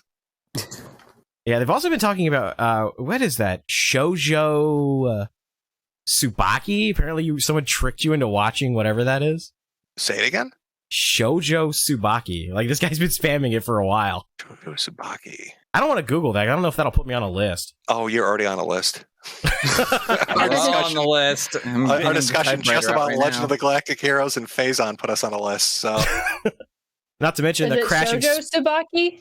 Like Subaki, not Ubaki. Maybe. Subaki. Shoujo Shubaki. I could just be getting the moon runes wrong or something. Oh, yeah, this is like the really edgy anime that goes viral every once in a while where she literally gets raped several times and has rats up her fucking coochie and like it's a little girl. See, and that's she the- gets sold off to the circus. Good job, Japan. Good job, Japan. It's made by one guy though.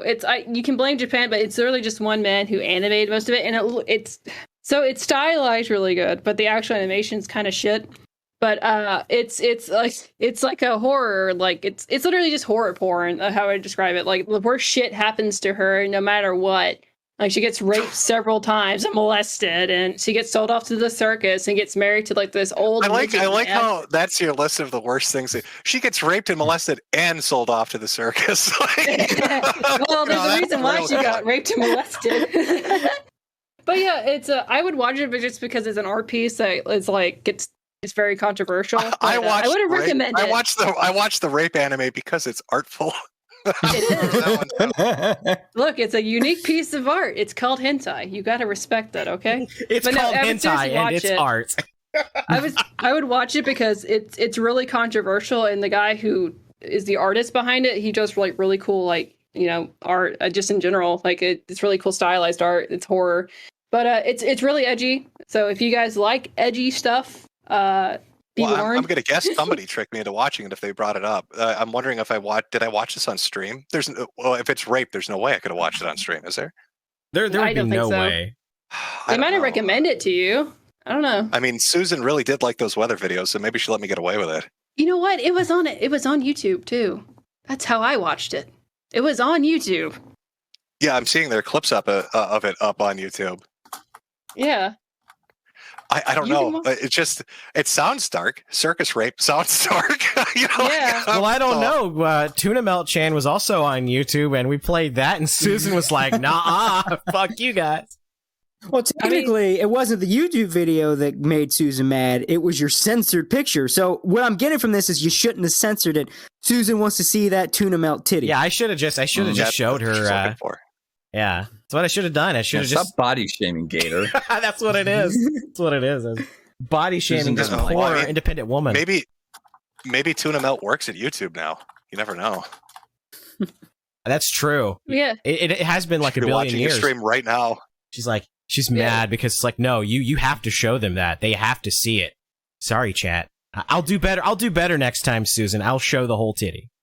Yeah, Shoujo Tsubaki is really fucked up, but I like watching fucked up things.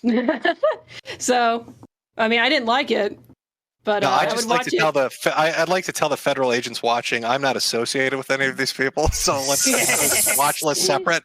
Okay. I think it's funny the evolution, and yet how more things change, more stays the same. Of the I just read it for the articles excuse. I mean, I wasn't masturbating to it, but I'm just watching the rape video for its commentary on gender. It's like edgy. I don't know. Now you sound like Mother's Basement over here. Like I'm just watching it for the art. No, Mother's Basement would say how problematic it is. That's what he would do. I'm just watching the rape porn to own the libs, Mom. I don't know. I just will watch something super edgy and fucked Chat's up. cornering you. They're saying your voice broke and you're lying. Uh-oh. Her voice broke when she said that. She's lying. Oh no. No, for real. I like fucked up thing. I don't know what to say. Oh, she's getting embarrassed. She's getting nervous. I mean, like I read what was it called? Oyasumi Pun Pun. That's pretty fucked up and dark. And then there's another one. I like how you keep digging the hole deeper. You're like, no, you don't understand.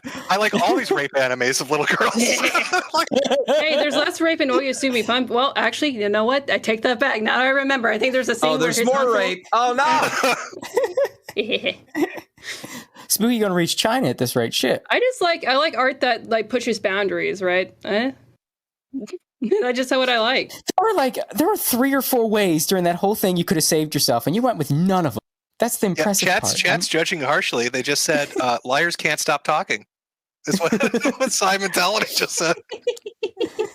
Spooky, you have something you want to... went dead silent. Oh, shit. Okay. Spooky, you have something you want to tell us about? You got some issues going on? Yeah, you guys should watch, what's it called? Just say Naruto. Just say watch Naruto. You Jesus. should watch, what is that one? Poku no Pico. Watch that. No. Poku no Pico. Little Black. Look that up, too. Yeah. Classy. That I would recommend. Euphoria. Read that. Read Euphoria. Next, she's going to recommend Emergence. Emergence? No. Emergence. Yeah. Oh, Lord. Yeah, or read really fucked up things, yeah. They're controversial, they're interesting. So what I'm getting from this is that Zeon fucked up by aiming for the space colony at Sydney. They should have aimed it at Tokyo. Yeah. Well, you know what? They did bomb the shit out of Japan, so maybe that's why they, maybe after, like, post-World War II, they're never quite right, ever the same. Oh, what was it called? Big Barefoot Jim? Which is about the bombings?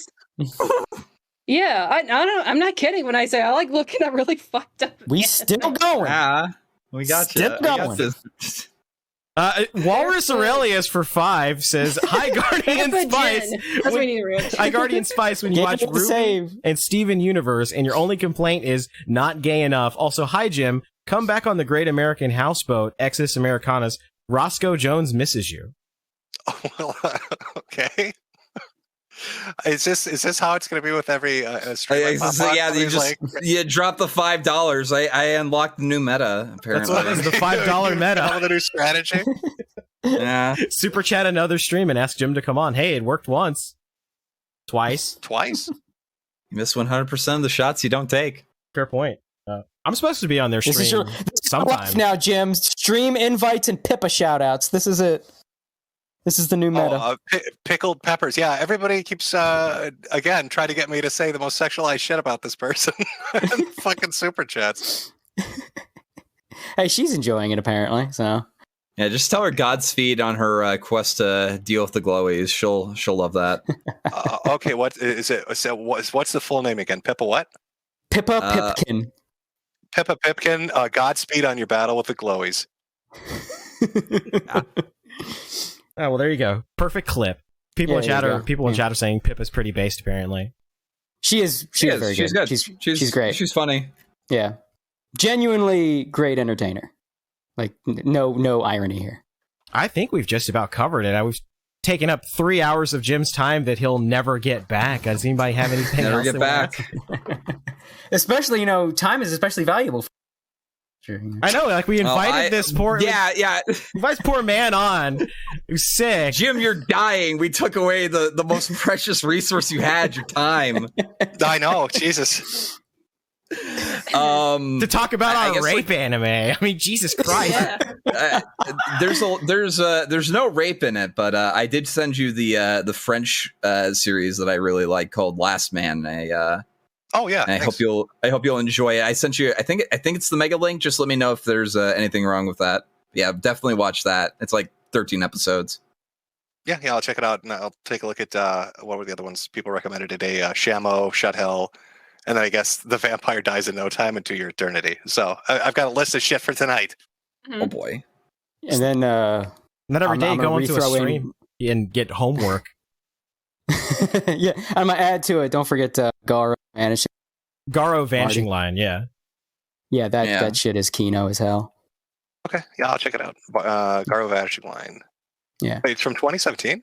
I thought it was more recent, wasn't it? It feels recent, but yeah, because I mean it's fucking pretty, but no, it's a little while ago. You don't need to have seen the other Garo stuff. It'll catch you. Like, I haven't seen It's like Kamen Rider. Yeah, it's very self-contained. All right, yeah, I'll check it out. This is the dark one where he fights a titty monster. Yeah. Okay. I mean, that did kind of hook me. I'm curious what a titty monster is, so I'll check it out. It worked for Berserk. Yeah, it's fucking great. And then Cromartie is like genuinely fucking funny, like really fucking funny. Now, is Cromartie really funny, or is this one of those ones where everybody tells me it's funny and then I watch it and I'm like, eh?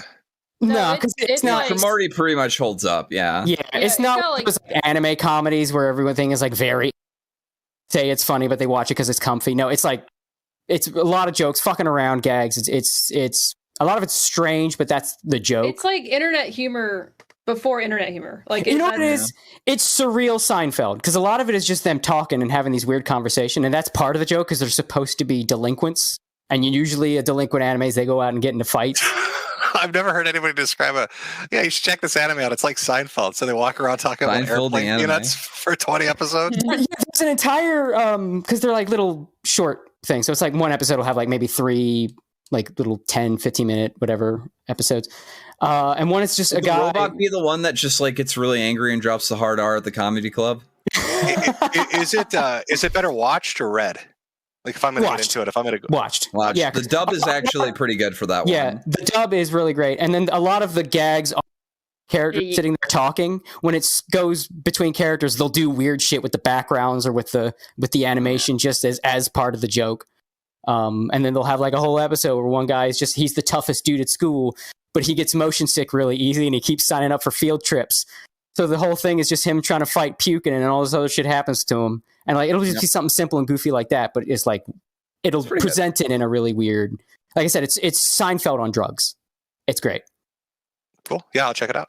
What about you, Gator? Is there any things that you want Jim to watch? I've suggested quite a few. I think the last one on my list is the Faraway Paladin. Yeah, we gotta help Jim here. That. No, I've read that. So yeah. Oh, fantastic. Well, that was pretty much it. Comey Can't Communicate's the only other one. No.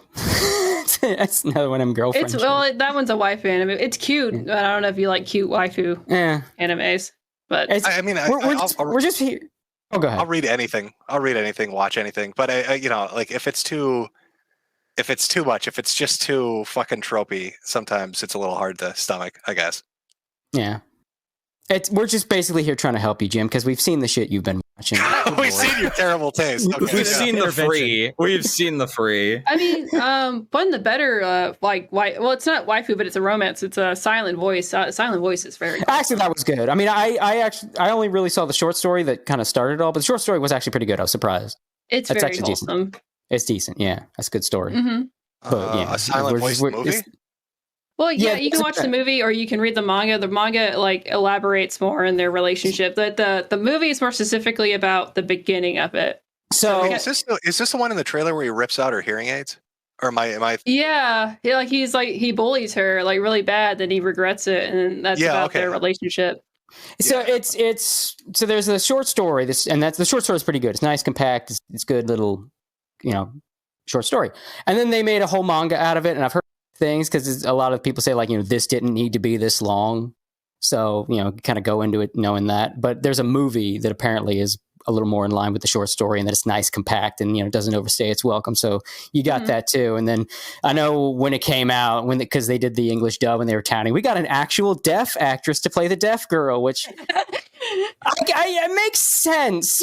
Oh man, that must be unironically kind of like low-key funny though. Yeah, it's like it's a good idea, but don't. I mean, she talks even like the Japanese voice actor. She's still like, still like a convincing role. Like she's still really good at it. So yeah.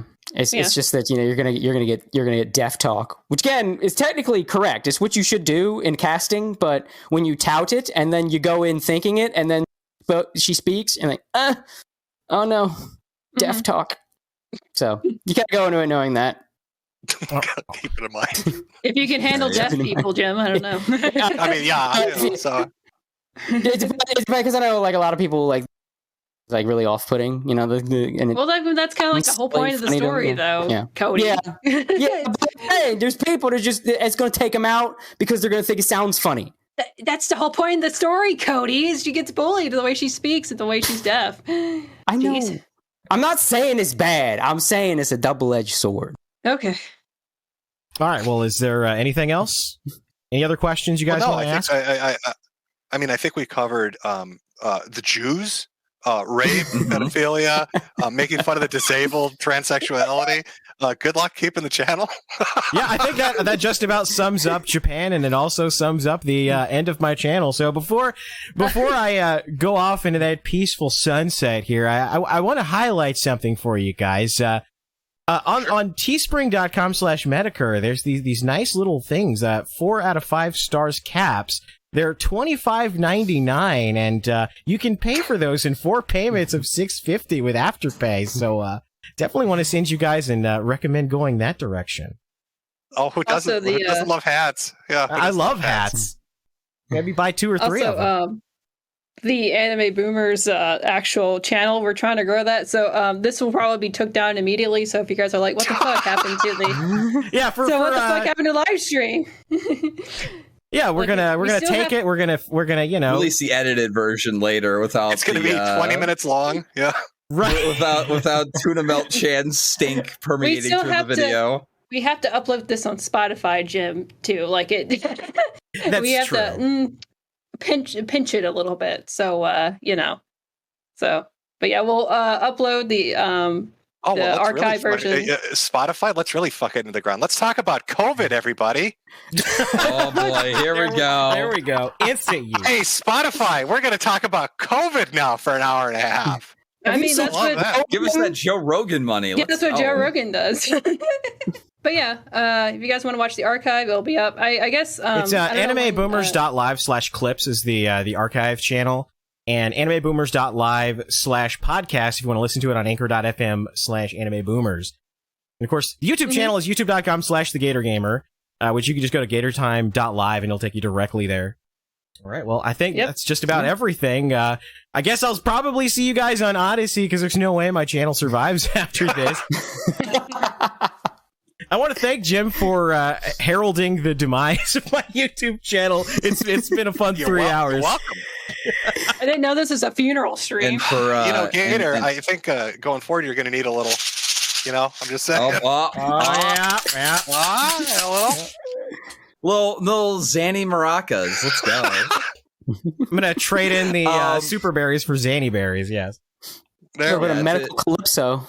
And to shill my channel, Flamenco or youtube.com/Flamenco TV. On Saturday, me and some of my friends are going to be taking a You Laugh, You Drink, going over the entirety of the Gaslight iDubbbz list. God, that was so great.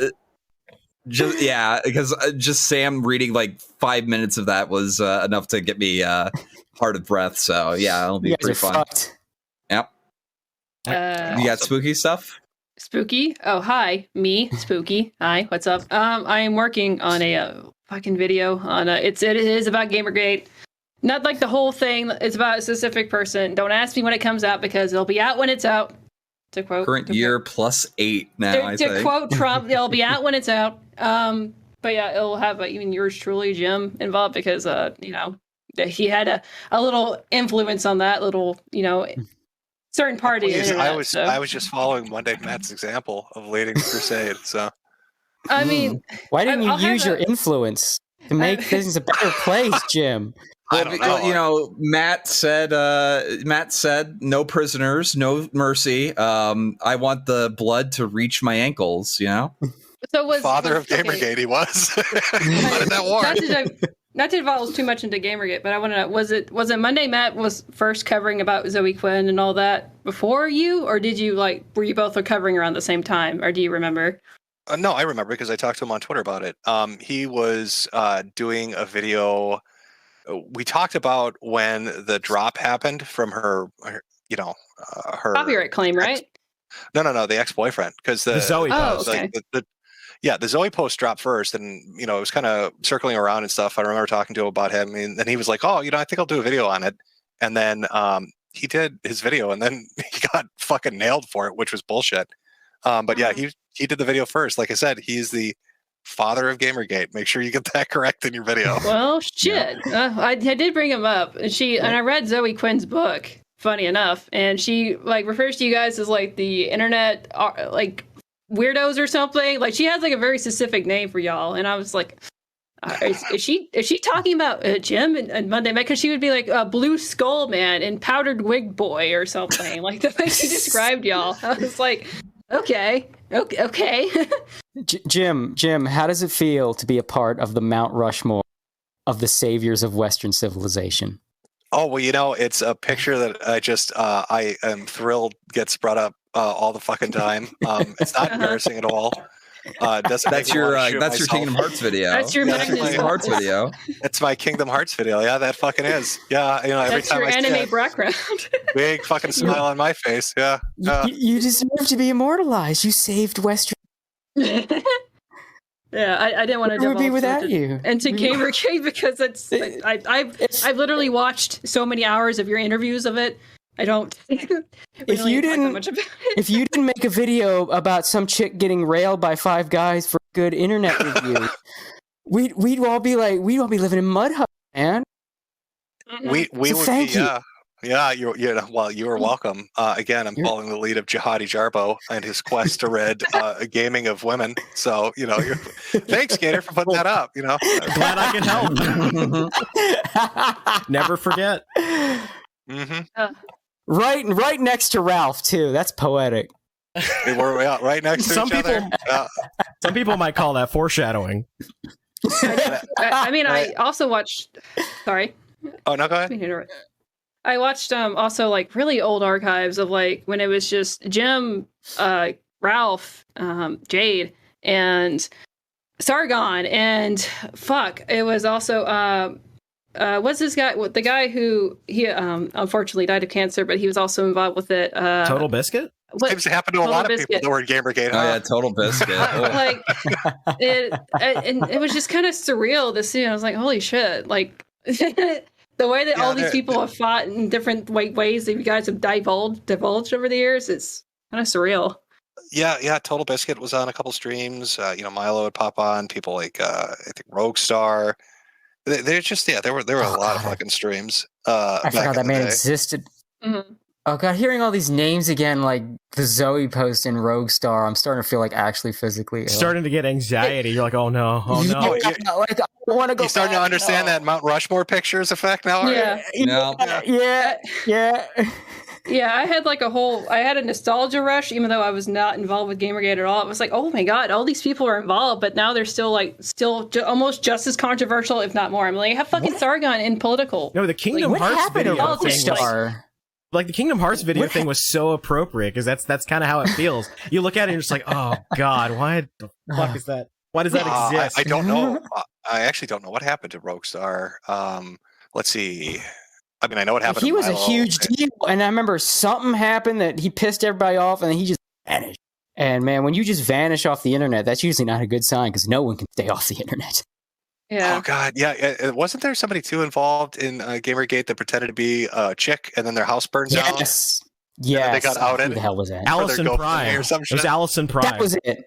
Yes. Yeah. Oh god. That's why it's I'm only focusing on one specific person because there's so many weird characters and clout chasers and weirdos that were involved with Gamergate, and like it's like a whole circus of people, and there's no way you could like fully cover it. That's why when I heard about Surfers, is that this guy, this breadtuber, did like a quote unquote Gamergate documentary. It was only 13 minutes long. I was like, no, fuck that. That's not enough to fully discuss what happened during that like 2-year time period almost, like especially that first year.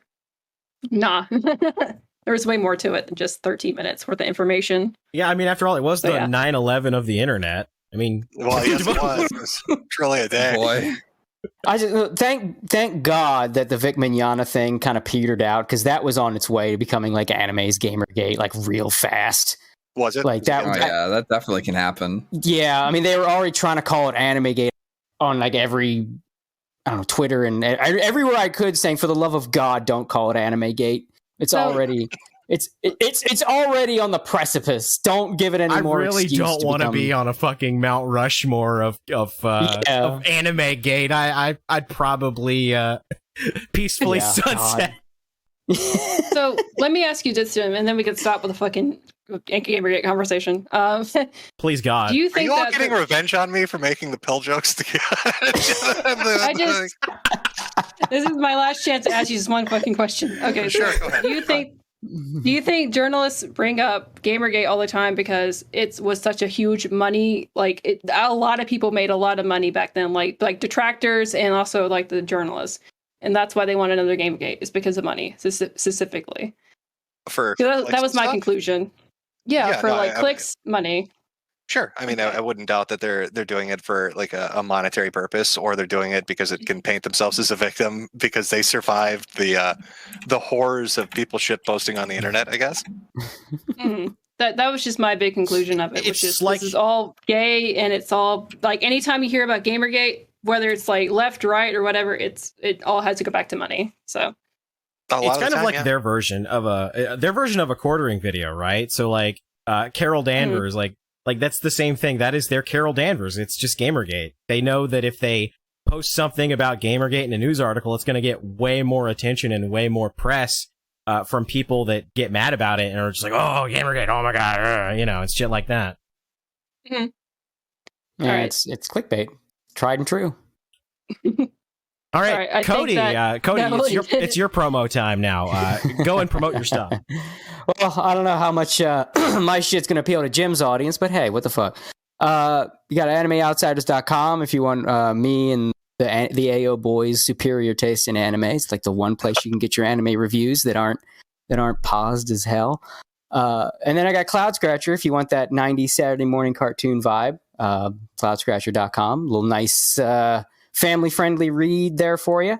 And just about finished Cloud Scratcher book. And once that's done, I'm going to start adding new pages to the comic again. So right now it's on hiatus. It's a good time to catch up. And then it's all about figuring out what my next comic's going to be. So I'm going to keep on that comic boy grind. So yeah, there you go. All right. I want to thank Mr. Metokur for being on this stream. I didn't think it was actually going to work when I sent that $5 super chat, but here he is, giving us great recommendations on anime, taking some great recommendations on anime, and getting to spend 3 hours of his life with us that he'll never get back. How do you feel, Jim? Never coming back. Yeah. Sidetrack tangents. Oh. Hopefully, hey, guy, we rescued him. Yeah, hey, guy dying of cancer. Let's talk about Gamergate for 3 hours. Okay, well, fuck all of you. Well, it's only 3 minutes, okay? Look, I'm just trying to get those last questions out because I'm working on the big project, okay? Well, you didn't confirm the big man himself.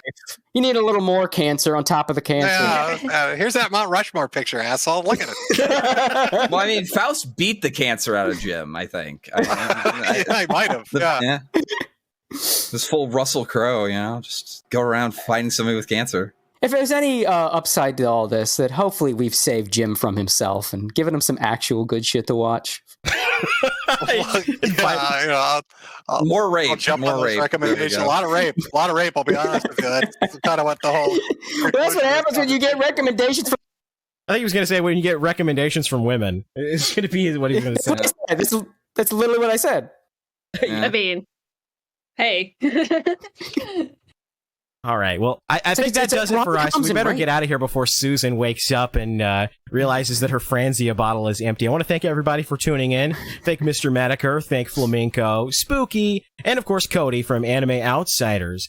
And you can find us. Hopefully we won't get yeeted off the internet, but probably. You can find us at gatortime.live and animeboomers.live. We'll post the replay of this on animeboomers.live/clips. That's going to be our archive channel. You can also go directly to this channel at gatortime.live.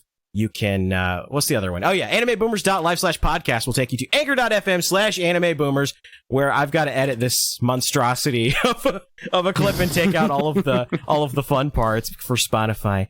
But I want to thank Jim again for coming on the stream, and as always, we will see you next time.